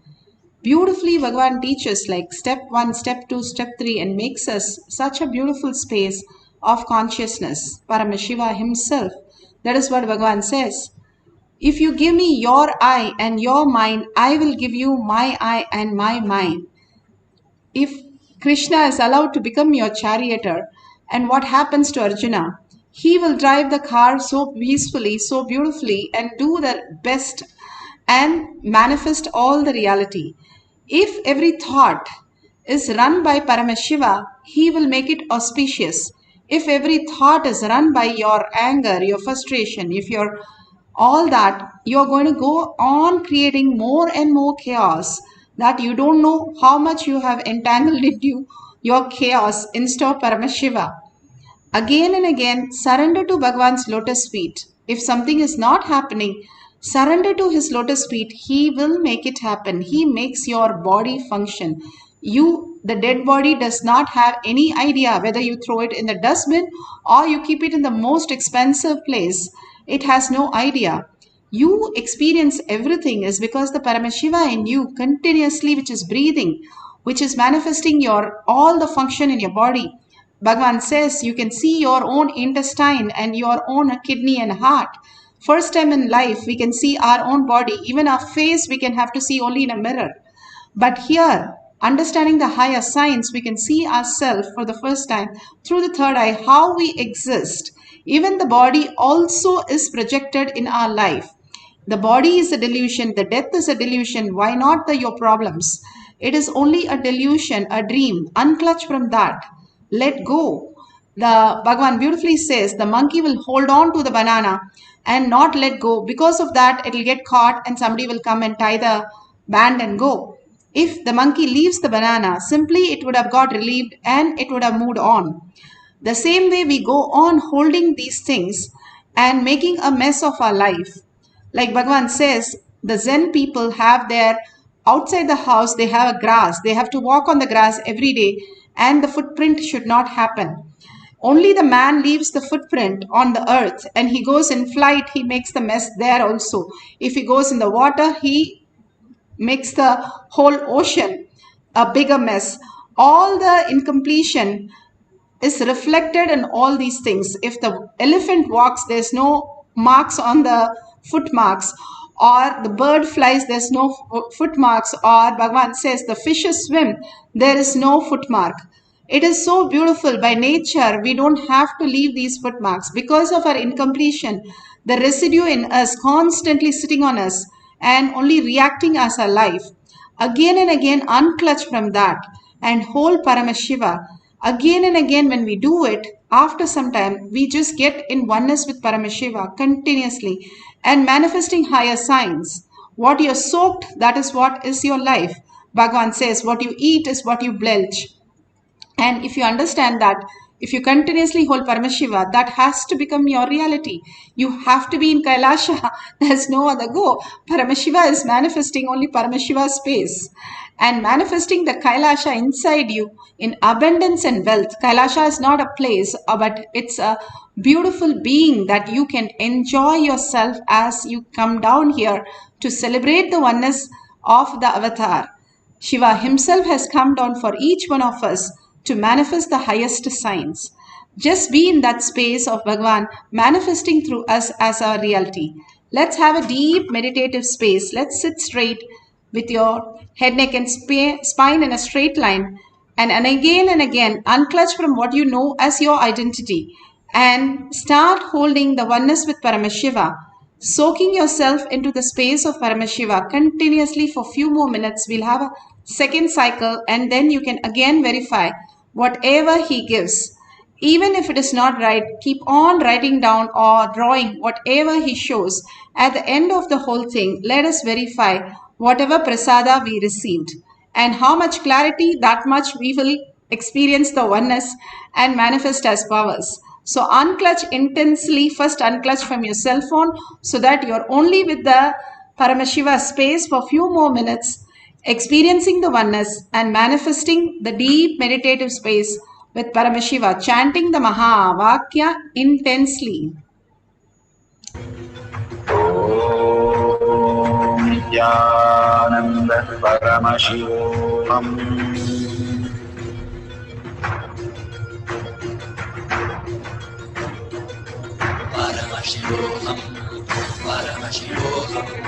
Let Paramashiva's third eye manifest in all our third eyes. Let the Amrita pour, let the Varni open up, manifest in all of us.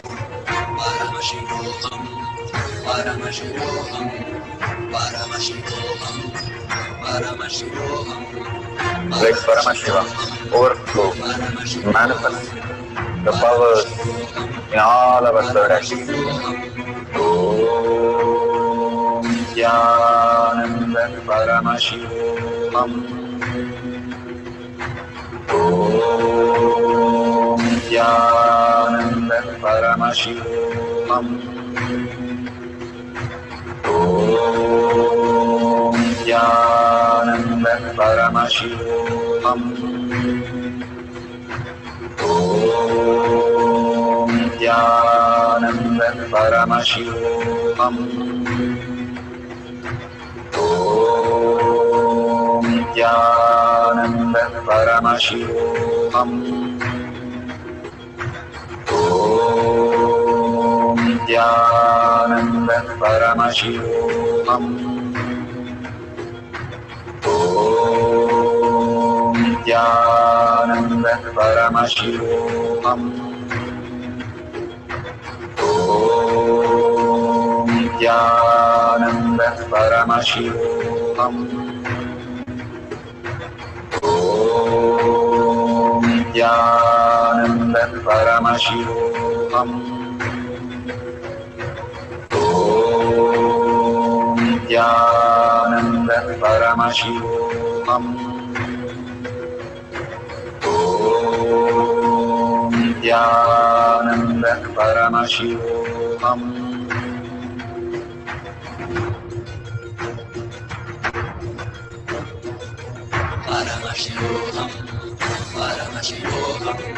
Let Paramashiva's third eye manifest in all our third eyes. Let the Amrita pour, let the Varni open up, manifest in all of us.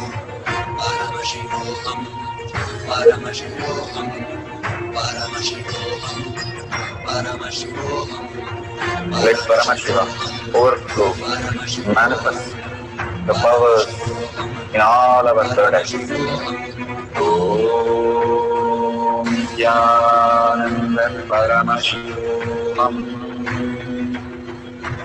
Om Nityananda Paramashivam. Om Nityananda Paramashivam. Om Nityananda Paramashivam. Om Nityananda Paramashivam. Om Nityananda Paramashivam. Om Nityananda Paramashivam. Om Nityananda Paramashivam. Om Nityananda Paramashivam. Om Nityananda Paramashivam. Om Nityananda Paramashivam. Om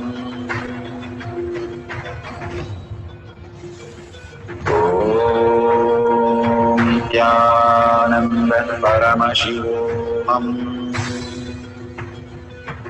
Om Nityananda Paramashivoham.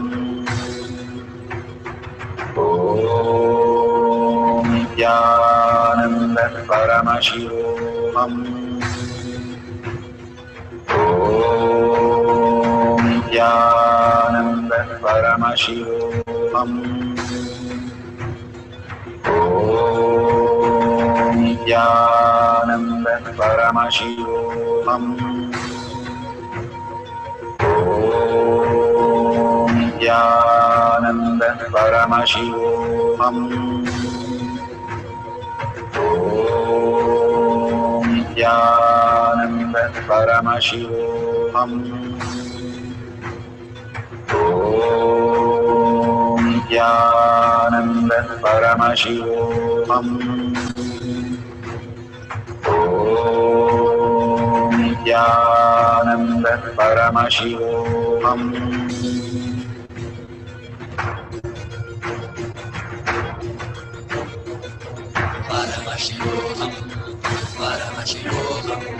Let Paramashiva's third eye manifest in all our third eyes. Let the Amrita pour, let the Om Nityananda Paramashivoham. Om Nityananda Paramashivoham. Om Nityananda Paramashivoham. Om Nityananda Paramashivoham.